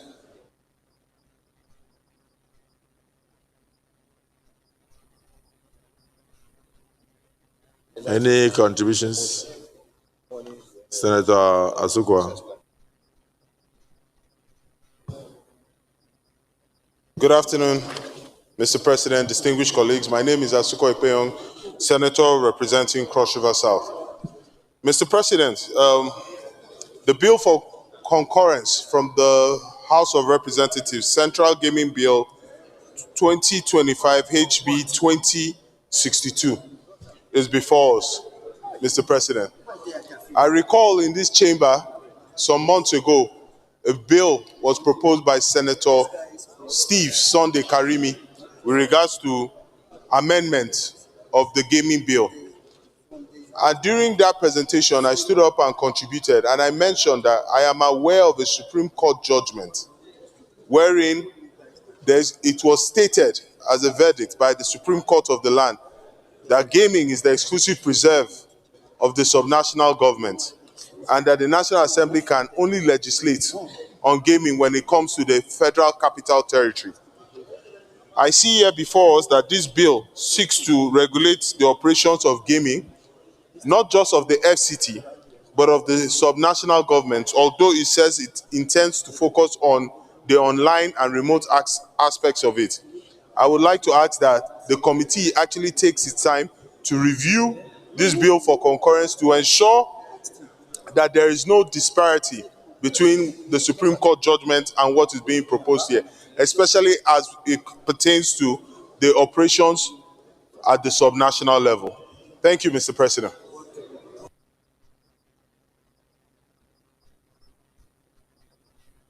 The Swiss Senator Gbenga Daniels.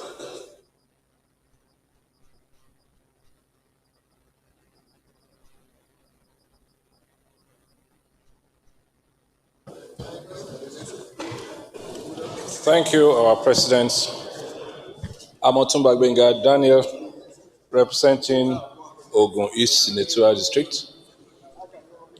And I want to also stand to support the bill proposed to amend the Federal Medical Centers. There is no doubt that part of what our people expect is improvement in medical support for the citizens. And from what we have seen, clearly, the Federal Medical Centers have done wonderfully well in improving the state of healthcare across the length and breadth of our country. I've noticed that item 2 have stated the insertion of a few new medical centers. But one is conspicuously missing, because I remember when we discussed this the last time, the issue of the creation of Federal Medical Center in Ijebu-Ode was variously discussed. And I think that there is indeed an error. I'm therefore asking that Federal Medical Center Ijebu-Ode is included in the amendments. Thank you, Mr. President. Distinguished Senator Sani Musa. Distinguished Senator Sani Musa.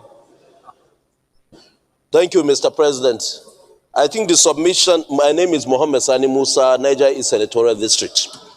The submission given by Senator Asuko, I think is in line with the concepts of gaming.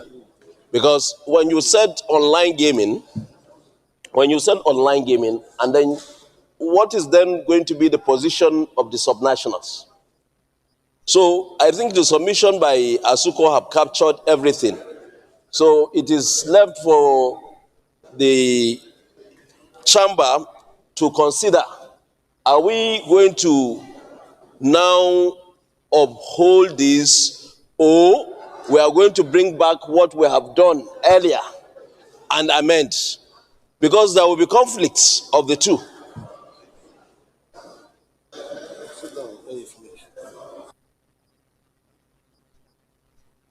Distinguished Senator Izunaso. Thank you very much, Mr. President.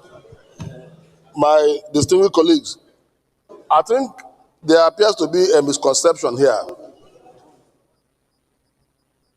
Those who are talking about Supreme Court judgment, I'm not sure that they have read this new bill. This bill is not in conflict with the Supreme Court judgment. The Supreme Court judgment empowered the subnationals to deal with the issues of lottery and lotto. But this bill is talking about online e-lottery. It's different from dealing with such respective states. This bill is talking also with FCT, because with this bill, this gaming commission now will be the FCT gaming commission that is given the power to regulate online gaming in Nigeria. So, Mr. President, I think it is right and proper that we toe the line of the House of Reps and concur on this bill. Thank you, Mr. President. Yeah. Senator Michael Adetokunbo Abiru, the Baba Dini of Ikorodu. Thank you, Mr. President, and my distinguished colleagues. My name is Senator Adetokunbo Abiru. I also rise to support the position of Senator Ekpeyong and, of course, Senator Sani Musa, because there is a subsisting Supreme Court judgment that has already settled this matter. And I think that the idea of gaming, whether it is online or any form of lottery business, to remain the preserve of the subnationals. So I support the position of Senator Ekpeyong and, of course, that of Senator Sani Musa. Thank you. Senator Asuko Ekpeyong. Thank you, Mr. President. Distinguished colleagues, once again, my name is Asuko Ekpeyong, Senator representing Cross River South. I would have liked to address Senator Izunaso because he mentioned some very salient points where he mentioned that this aspect of this bill speaks about the online nature. But I'd like to draw his attention that the spirit of gaming has to do with where the person who is playing that game of chance is resident. So the people don't live online.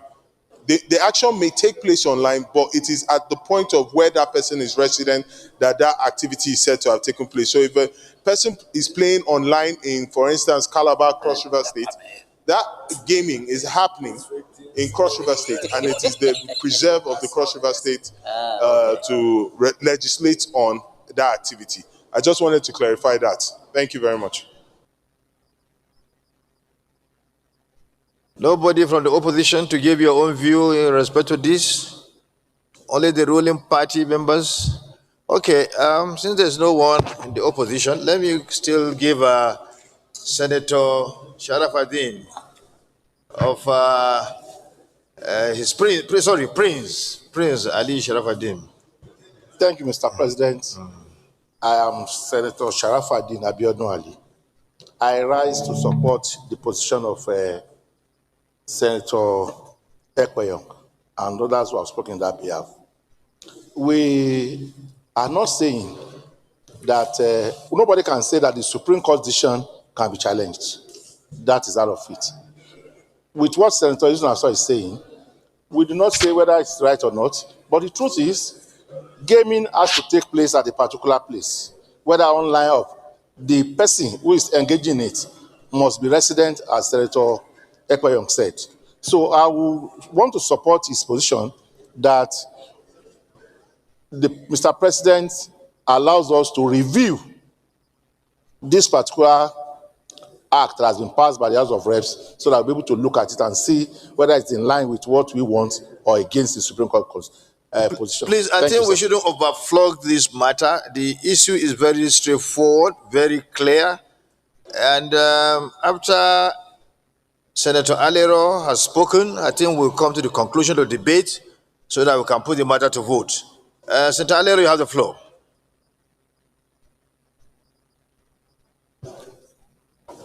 Thank you, Mr. President, distinguished colleagues. Mr. President, I think we are trying to extend our bounds. We have no power to legislate for the state. The Supreme Court judgment is quite clear, and that's why it invalidated what we passed earlier. So I'm of the opinion that we should not bother ourselves legislating for the state. It is within the competence of the state assemblies to do that. And furthermore, I don't want us to go in the same way like we did in the Child Rights Act. We know we passed it here in the National Assembly, and when the state went to the court invalidated what we passed. So we should be very wary of passing this legislation. It is in conflict with the Supreme Court judgment. It's even in conflict with the Constitution because the National Assembly has no jurisdiction to legislate for the state. Thank you.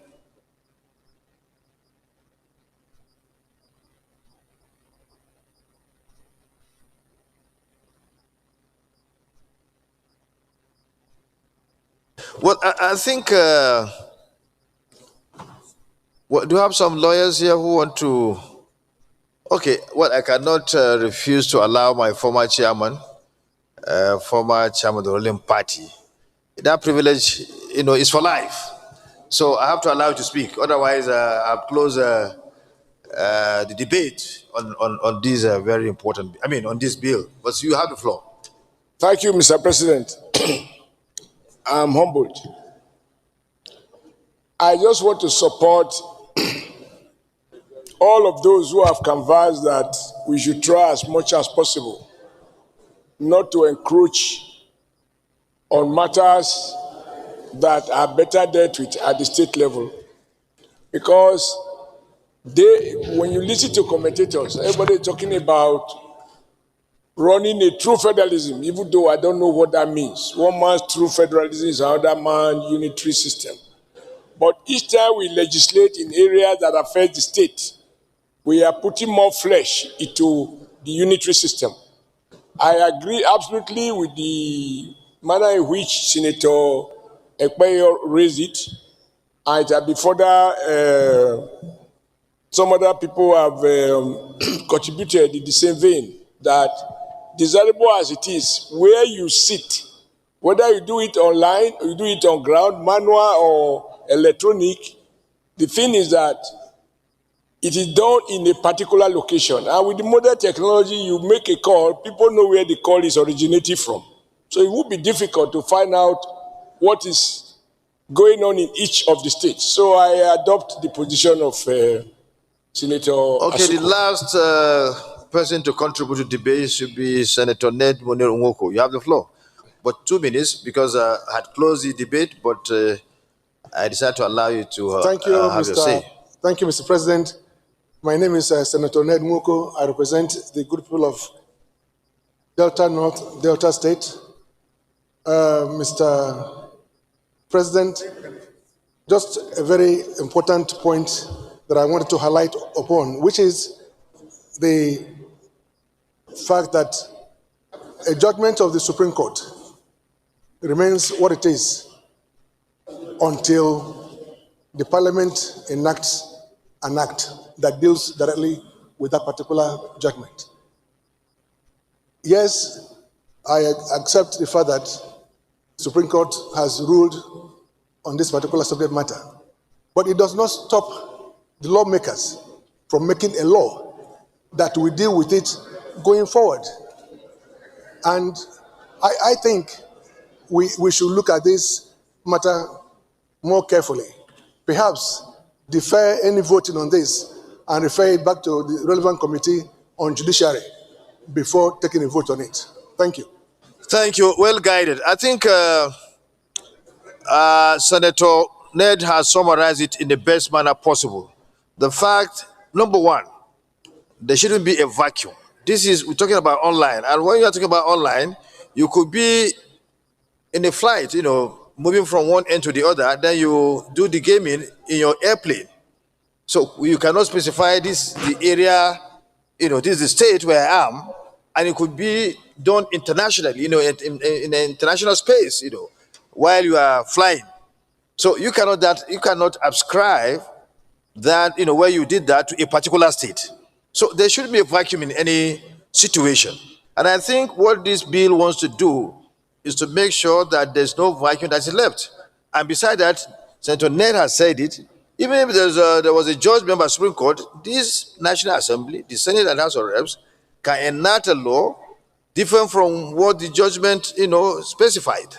So for this reason, we put it to vote.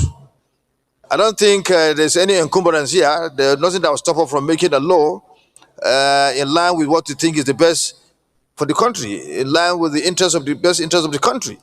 So for that reason, let me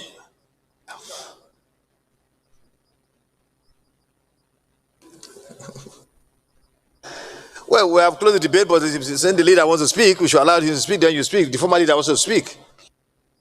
A big privilege. The leader of the Senate cannot say he wants to speak. We said, no, you have the floor.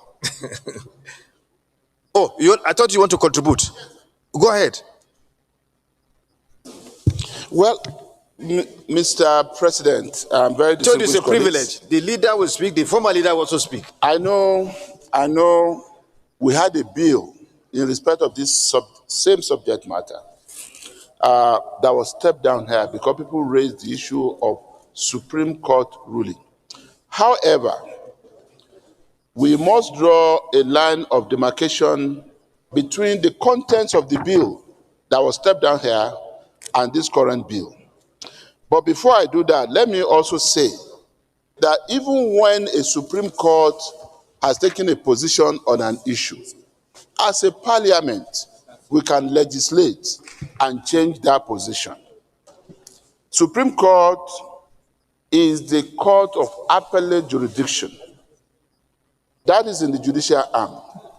The same way that the Supreme Court can shut down a law made by the parliament, the parliament also can do a review of a decision taken by the Supreme Court and legislate on it if we think otherwise.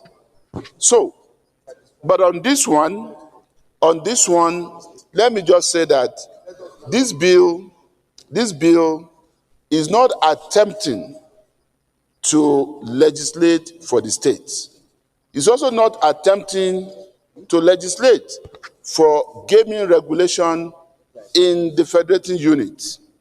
However, the legislative intent here is to take charge through the regulatory body of online gaming, which, according to the objective of this bill, is to take care of activity that will take place across, that will transcend states and even countries.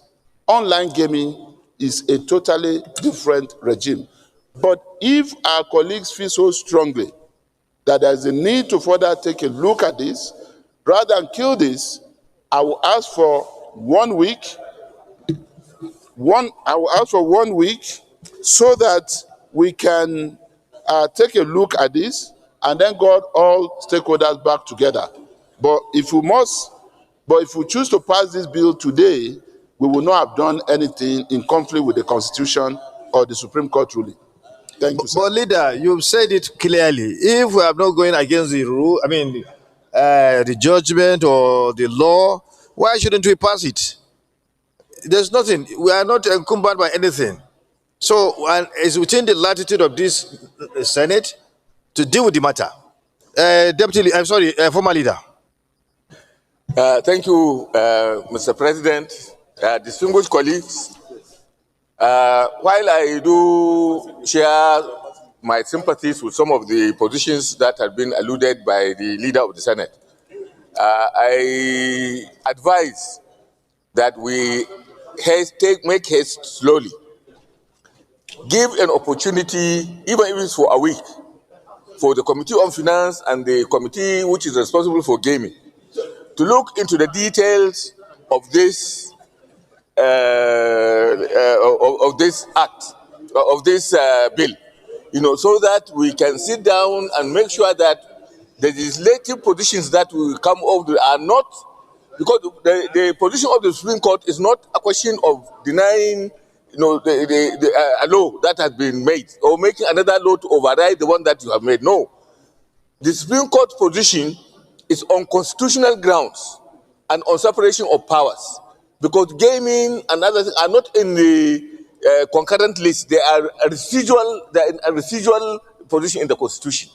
But I agree that this is an important matter, but I think let's make haste slowly. The leader of the Senate has agreed that we should give a window of about 1 week so that experts and people who are really concerned on this matter can look at it very closely, so that we don't make a legislation that will fall flat on its face, without actually taking our own time to make sure that what we are doing is right and can stand the test of time and the laws and the constitutionality that we are supposed to protect in this chamber. So I will advise, Mr. President, that we give Committee of Finance and the committee in charge of gaming, I think is the Sports Committee, time for them to consult experts so that we can sit down and represent this particular legislation at an appropriate time, maybe after 1 week of consideration. Thank you, Mr. President. Well, Senator Salmisa is seriously lobbying, and I can see him going around. But let me listen to the minority leader. Mr. President, distinguished colleagues, my name is Abba Moro, and I've listened very carefully to some of the positions that have been advanced by my colleagues. Whether we make haste slowly or hastily, they are all correct. But I think that the most important consideration that we should have here is whether this bills conflict with either any existing law or is in conflict with the Constitution of the Federal Republic of Nigeria. And by the contributions of the Senate leader, I think the answer is no. And so if this law does not conflict with any existing law or the Constitution of the Federal Republic of Nigeria, if it is about the fine details of the bill, I think that we had occasions here where bills have been passed, and when fine details are discovered, Mr. President, I thought I had your... See, all these people that are coming to that place now, me, I don't understand. Are protected. Go Senator ahead. Ekwenyo, you made your contribution, all of us sat down and listened to you. And now you are coming to distract the president now from listening to me. I'm listening. You can go ahead. So, Mr. President, I want to say, therefore, that the leader of the Senate had earlier combined two bills for concurrence here. And having observed that we're on the right track, and the only difference is about the timing, I want to believe that, Mr. President, we can pass these bills, and especially against the backdrop of the principle of reciprocity, since these bills are coming from the House of Rep, I want to believe also, like we used to say, that the bills have passed through all the crucibles. And so, Mr. President, I support that we concur with these bills, again, in line with the principle of reciprocity. Do for me what I will do for you in the interest of Nigeria. Thank you, Mr. President. Thank you very much. I think we've come to the end of the debate on this very, very important bill for concurrence. It has been emphasized over and over again by eminent legal minds here that there's nothing wrong if we decide to enact a law which is at variance with Supreme Court judgment. There's nothing wrong with that. Besides that, it has been emphasized that this bill is talking about covering a vacuum, an area that has not been covered. If someone indulges in gaming in, say, for instance, in Lafia, of course, that will be attributed to Nasarawa State. If it is in Ikotekpene, it will be attributed to Akwa Ibom State. But in a situation when you are flying in the comfort of an aircraft and you decide to indulge in gaming, so where do you ascribe that to when you are moving from one end to the other? So this is what this bill is trying to cover. And if you are moving in a British Airways from Nigeria to London and you decide online while in your aircraft to indulge in gaming, where do you ascribe that to? So this is what we are talking about. We don't want to leave a gap. And it's quite understood. I mean, there's no ambiguity here. And so this is what this bill is talking about. This is what it's talking about. So there is nothing that is ambiguous here. There is nothing that is unclear here. But for that reason, we are operating democracy. Karimi, you are saying no, Karimi?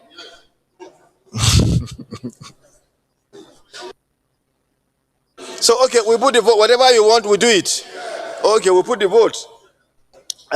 Those in favor that this bill be now read the second time, please say aye. Aye. Those against say nay. Wait, excuse me now. Again, those in favor that this bill be now be read the second time, please say aye. Aye. Those against say nay. The ayes have it. I'm sorry.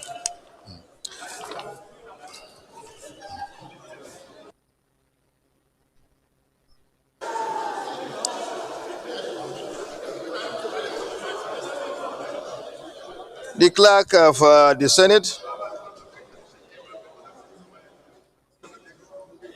read the bill for second time, clerk of the Senate. Yeah.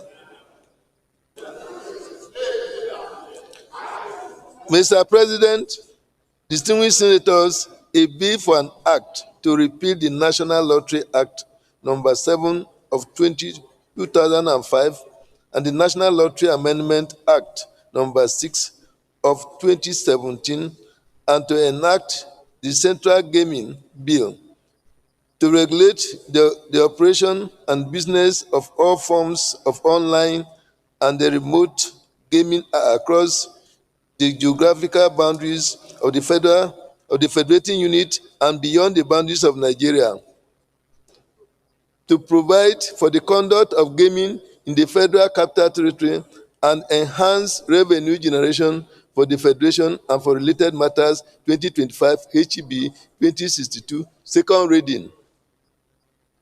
A bill for an act to repeal the National Lottery Act number 7 of 2005 and the National Lottery Amendment Act number 6 of 2017 and to enact the Central Gaming Bill to regulate the operation and business of all forms of online and remote gaming across the geographical boundaries of the federating units and beyond the borders of Nigeria. provide for the conduct of gaming in the Federal Capital Territory, and enhance revenue generation for the Federation and for related matters 2025 HB second reading taken. HB 2026 to second reading taken. A bill for an act to amend the Federal Medical Centers Act 2022 and for related matters 2025 second reading taken. The Leader of the Senate.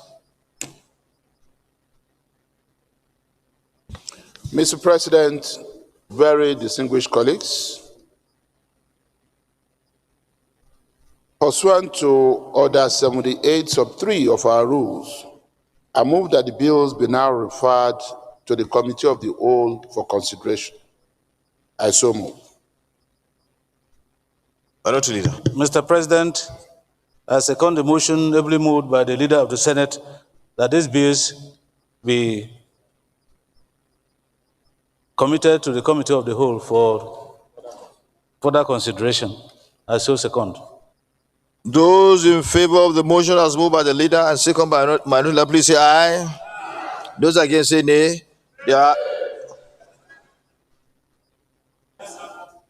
Those in favor say aye. Those against say nay. The ayes have it.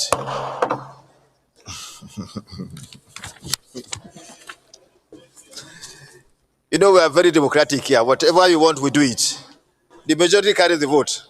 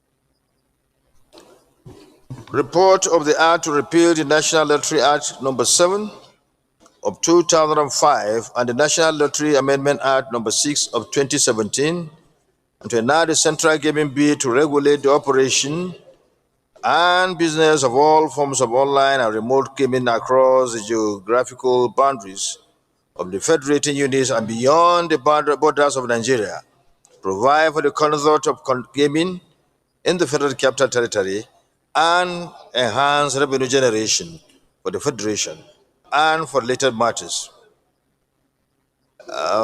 Clauses 1, 2, 3, 4, 5, 6 to 10. Those in favor that the form pass of the bill say aye. Those against say nay. The ayes have it. Clauses 10, 11, 12, 13, 14, 15, 16, 17, 18, 19, 20, 21, 22, 22, up to 21. Those in favor that the form pass of the BCI, those against say nay. The ayes have it. Mr. Karim, you are the lone voice. Unfortunately, I would say fortunately for the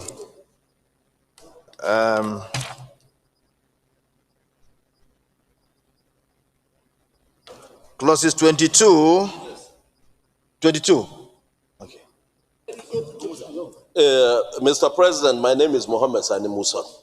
If you look at section 22(2), the Commission may prescribe regulations, guidelines, policies for the conduct, operation, management, and control of remote online gaming activities across states. and international boundaries. Sorry, you said what? The Commission may prescribe regulations, guidelines, and policies for the conduct, operation, management, and control of remote online gaming activities across states. If you look at the laws, especially the law in Lagos State, where they brought the law on gamings, you will see that online is also there. And when we are looking at it from that perspective, are we saying that whatever activities on gaming that is done, like the betting they do in Lagos, which is online, and which the Supreme Court has clearly made it that it's illegal, is for the state to regulate? Are we doing the right thing here when we seek to regulate it for the states again? No, if we can define this, I think I'm fine with the bill. Once we can define this, I'm fine with the bill. I think this matter has been said and said. And when we are talking about online, there's always an IP address that indicates where any transaction is done. Any transaction that is done online, there is an IP that will indicate where that transaction takes place. Well, excuse me. Well, let me just explain to him. We've said this. We give an example. We give an example. Anywhere in Nigeria, anywhere you are in Nigeria, you are moving around the states. But what we are saying, there will be a situation where you cannot prescribe. You cannot say for certain that this is where you are in terms of when you are flying or when you are using, So when you are flying, you really cannot say this is where you are. And when you are moving from Nigeria, like if that Nwoko is going on holidays, order. When that Nwoko is going on holidays to Honolulu and is moving from Nigeria through UK to Honolulu, at the point when he's doing gaming, you will not be able to say this is where the location is. That's what we are saying.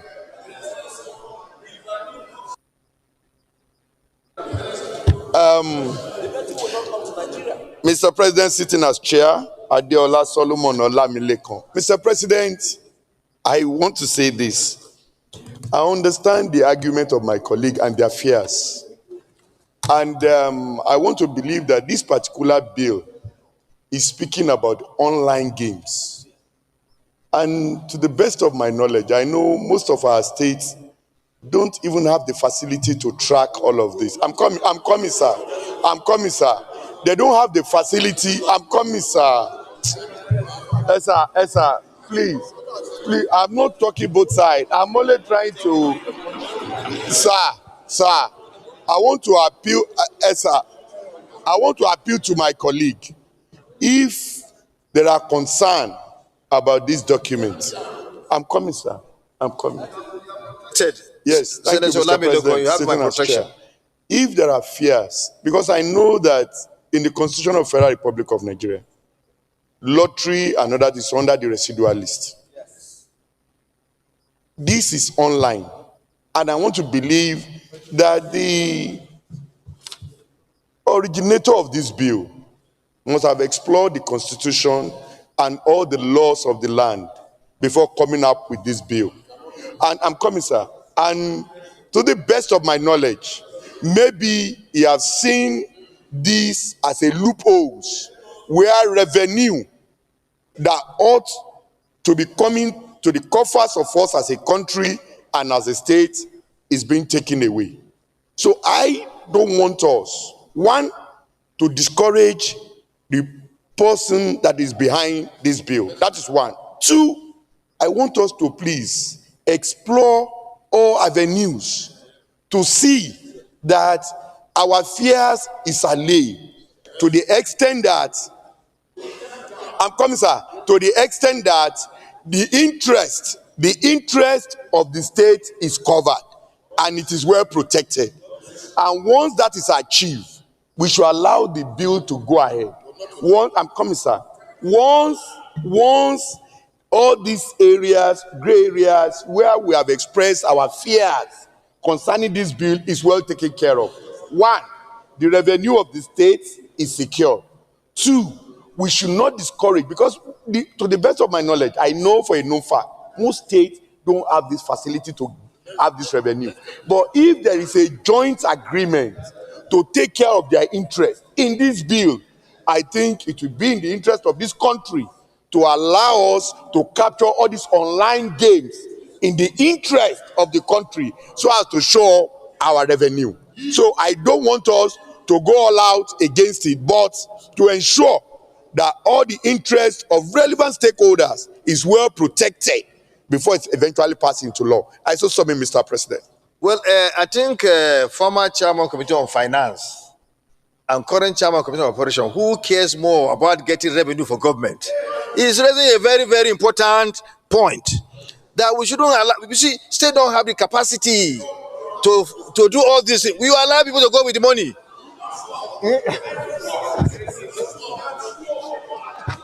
So.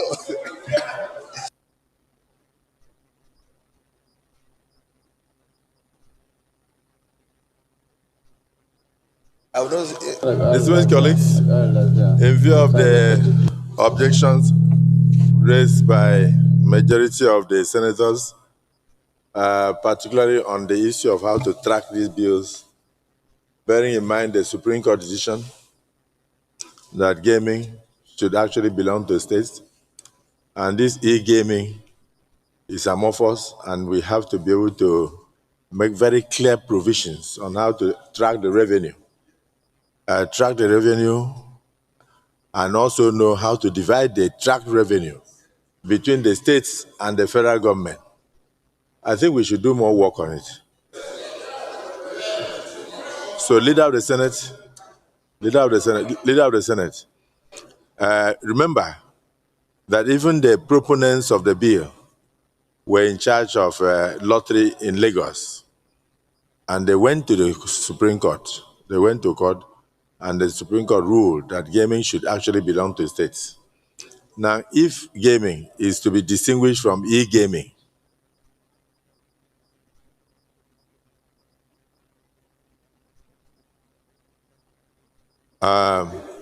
if gaming is to be distinguished from e-gaming, in other words, the lottery is to be distinguished from the one that is online. I'm already even worried about this Bitcoin thing, whether the CBN is able to track it in a way that revenue is actually coming to federal government. So I think we should do a little, we shouldn't rush it so that we can actually use it to make money. We should use it to make money. And then we should also know what goes to the states, because a federation is one, but divided into components. So the states should be able to take a part of the revenue that will accrue, and the federal government should also take part of the revenue. But it must be clearly stated here to avoid ambiguity. So what motion would you like to propose? Mr. President, in view of the fundamental observations that have been made by our colleagues, and also in full consideration and acknowledgement of the fact that this is a concurrence bill already passed by our colleagues in the House, and the need for stakeholders to further engage on this, I would be moving that we step down further consideration of this bill and allow the next 2 weeks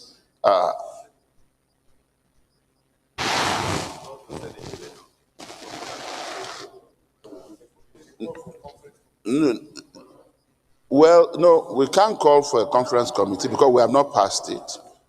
But I feel what is needed, sir, is further consultation. And the consultation will include even the House as a stakeholder, as well as those in charge of lottery regulation in this country, and I cannot pretend, even as I'm here, I cannot pretend not to have received text messages from some of our governors. As this debate is going on, apparently it's being streamed online. So I believe there's a need for further consideration and consultation. So I will ask for 2 weeks for us to be able to do this, and then we'll bring this back for further consideration. Approach the chair. Okay, sir.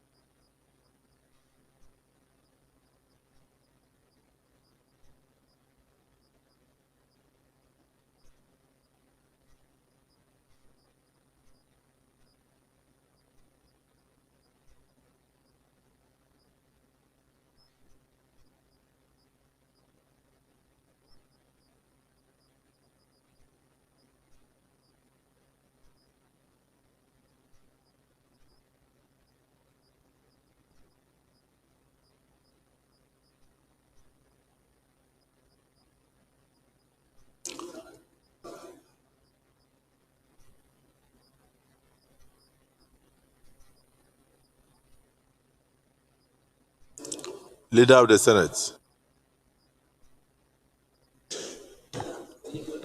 Mr. President, very distinguished colleagues, I rise to move that one of the two bills in respect of which I had earlier moved for a committee of the whole consideration be stepped down.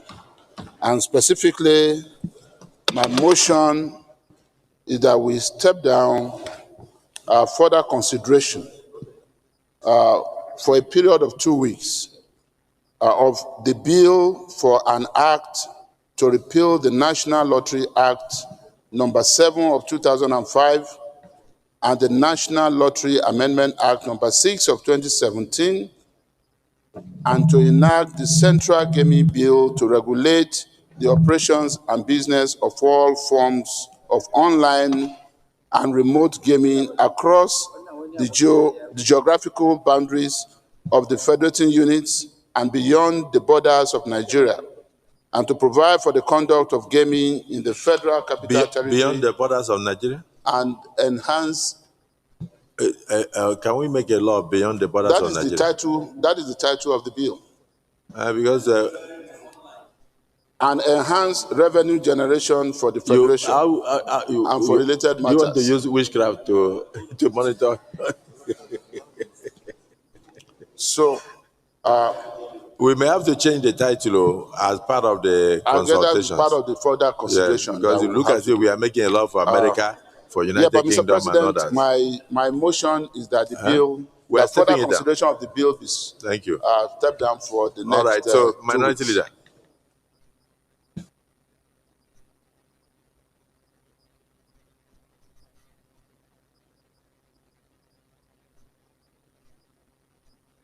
For further consideration.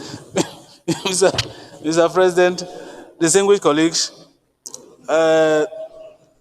just a little observation that the original motion that brought the Committee of the Whole was the consideration of 2 bills. And so we are stepping down one and continuing with the other. In that regard, Mr. President, I second the motion moved by the leader that the consideration of the bill on e-gaming be stepped down for 2 weeks for further consideration, while we'll continue with the consideration of the second bill on medical center. I so second. Thank you. Distinguished colleagues, the motion has been moved and seconded that in view of the seeming inadequacies in the drafts of the motion on this online and remote gaming, that it be stepped down for 2 weeks to allow for adequate further consultations and clarifications on the provisions to ensure that both the federal government and the states can make money from it, and also to take cognizance of the provisions of the Supreme Court decision and how it will affect what we are doing. Those in support that we step this down for further consultation for 2 weeks, say aye. Aye. Those against say nay. The ayes have it. So the online gaming and remote lottery is hereby stepped down for 2 weeks for further consideration.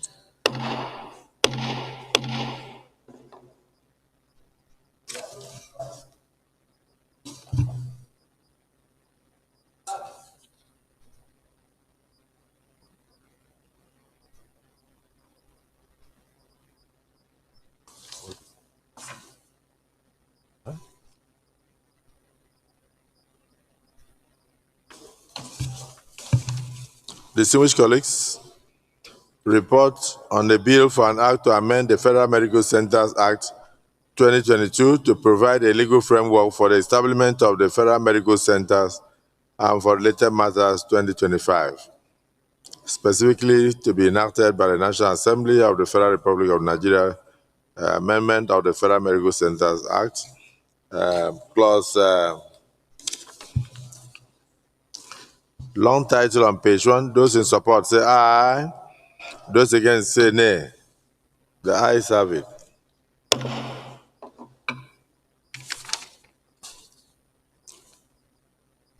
Clauses 1 to 3. Those in support say aye. Those against say nay. The ayes have it.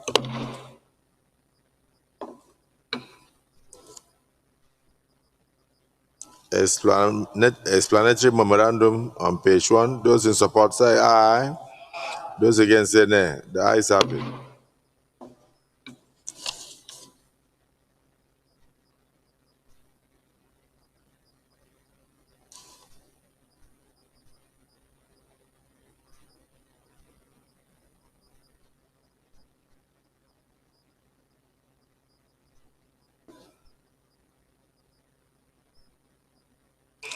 Amendment of the schedule to be retained. Federal Medical Center Obukwa, Federal Medical Center Oshobo, Federal Medical Center Kwale, Federal Medical Center Sinsi Banki Wamba, Federal Medical Center Isa, Federal Medical Center Angba. I think some of these things we should put the states because some of the names, actually repeat in some states. Like I know that because of the proximity of Ogoja and Ebonyi State, some names of villages repeat themselves. So it will be good that we put the states after the names. Otherwise, like here we say Federal Medical Center, Isa. Isa can be in Borno, it can also be in Kano, can be in Sokoto. So then they will start struggling. Which are we establishing? So, and then Federal Medical Center, Wesley Gill, Elisha. I think Elisha is one. Do you have 2 Elishas? Where?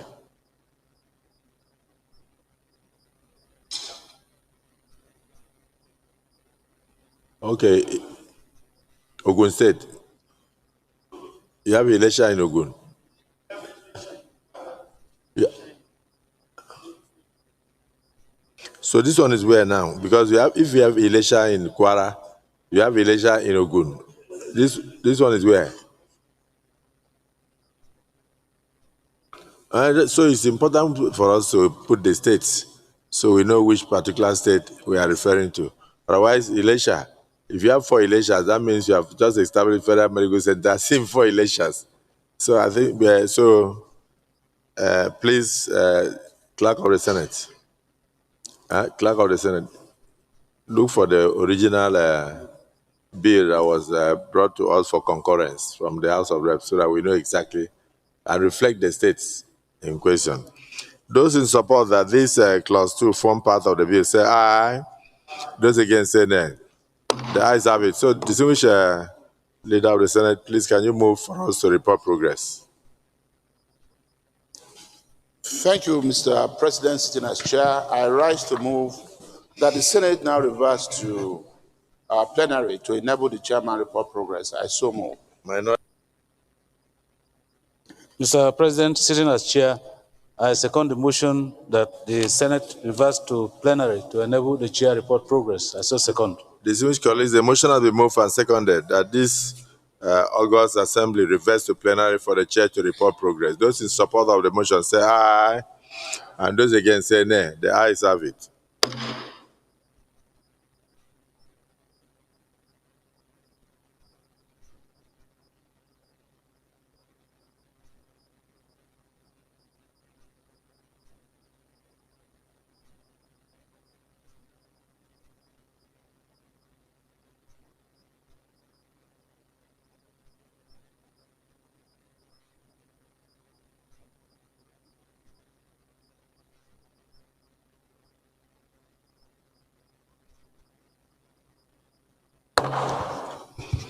Distinguished colleagues, the Senate in the Committee of the Whole considered the Central Gaming Bill 2025 and approved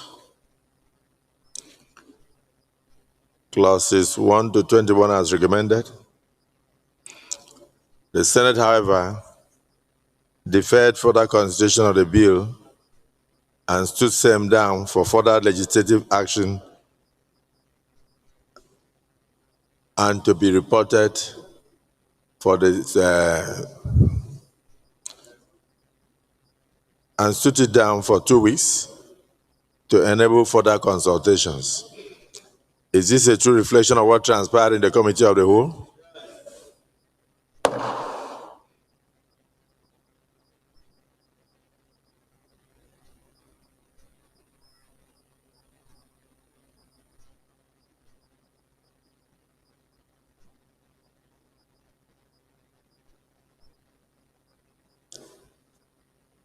Clerk, just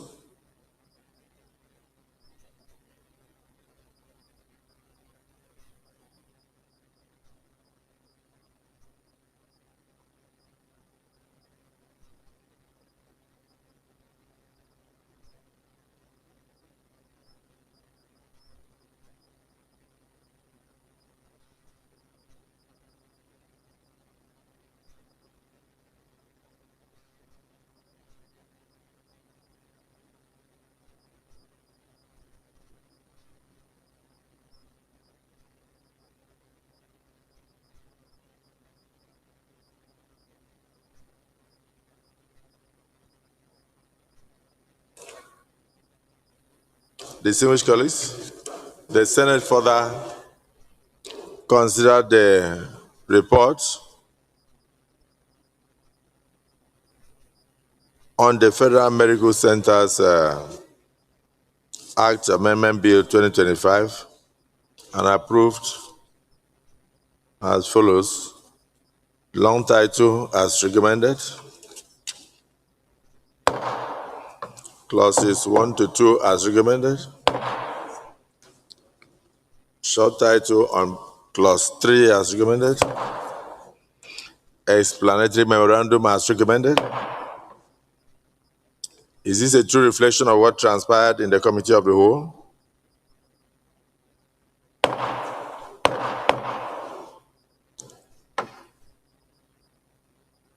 Leader of the Senate.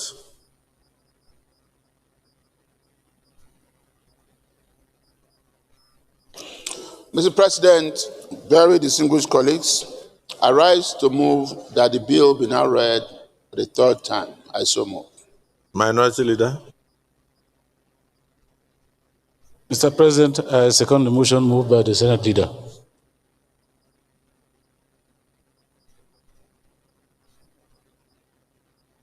Distinguished colleagues, the motion has been moved and seconded that a bill on the Federal Medical Centers Act 2022 and for related matters 2025 be now read a third time. Those in support that this bill be read a third time say aye. Those against say nay. The ayes have it. Clerk of the Senate. Mr. President, distinguished senators, a bill for an act to amend the Federal Medical Centers Act 2022 and for related matters 2025, third reading.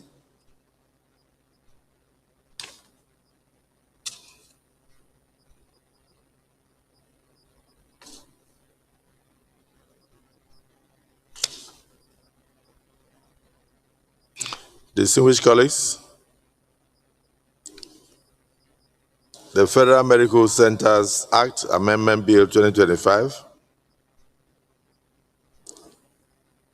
is hereby read for a third time. Distinguished senators, Federal Medical Centers Act Amendment Bill 2025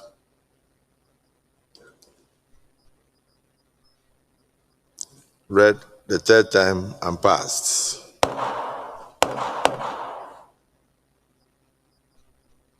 Well, let me just commend the House of Representatives for the work done in ensuring that healthcare is brought closer to the people of the country by the creation of more paramedical centers across the nation. And pray that by the time Mr. President assents to this bill, more people will have access to cheap and affordable healthcare. And it will help to enhance healthcare delivery in the entire nation. And also thank our committee on health institutions and for a job well done, and thank all the distinguished senators for their contributions to the debate on this bill. Leader of the Senate.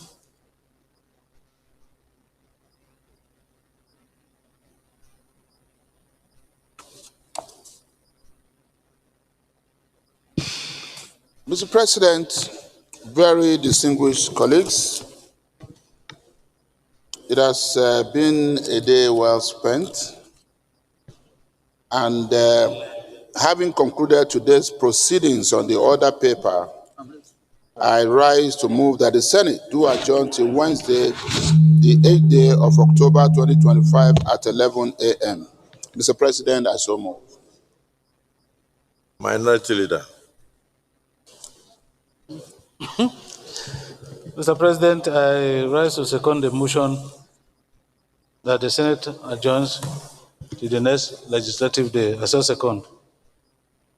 Distinguished colleagues, the motion has been moved and seconded that this August Assembly now stands adjourned to the 8th day of October 2025 at 11 a.m. prompt. Those in support of the motion as moved and seconded say aye. Those against say nay. The ayes have it. Accordingly, the Senate is hereby adjourned. Wednesday, the 8th day of October 2025 at 11 a.m. prompt.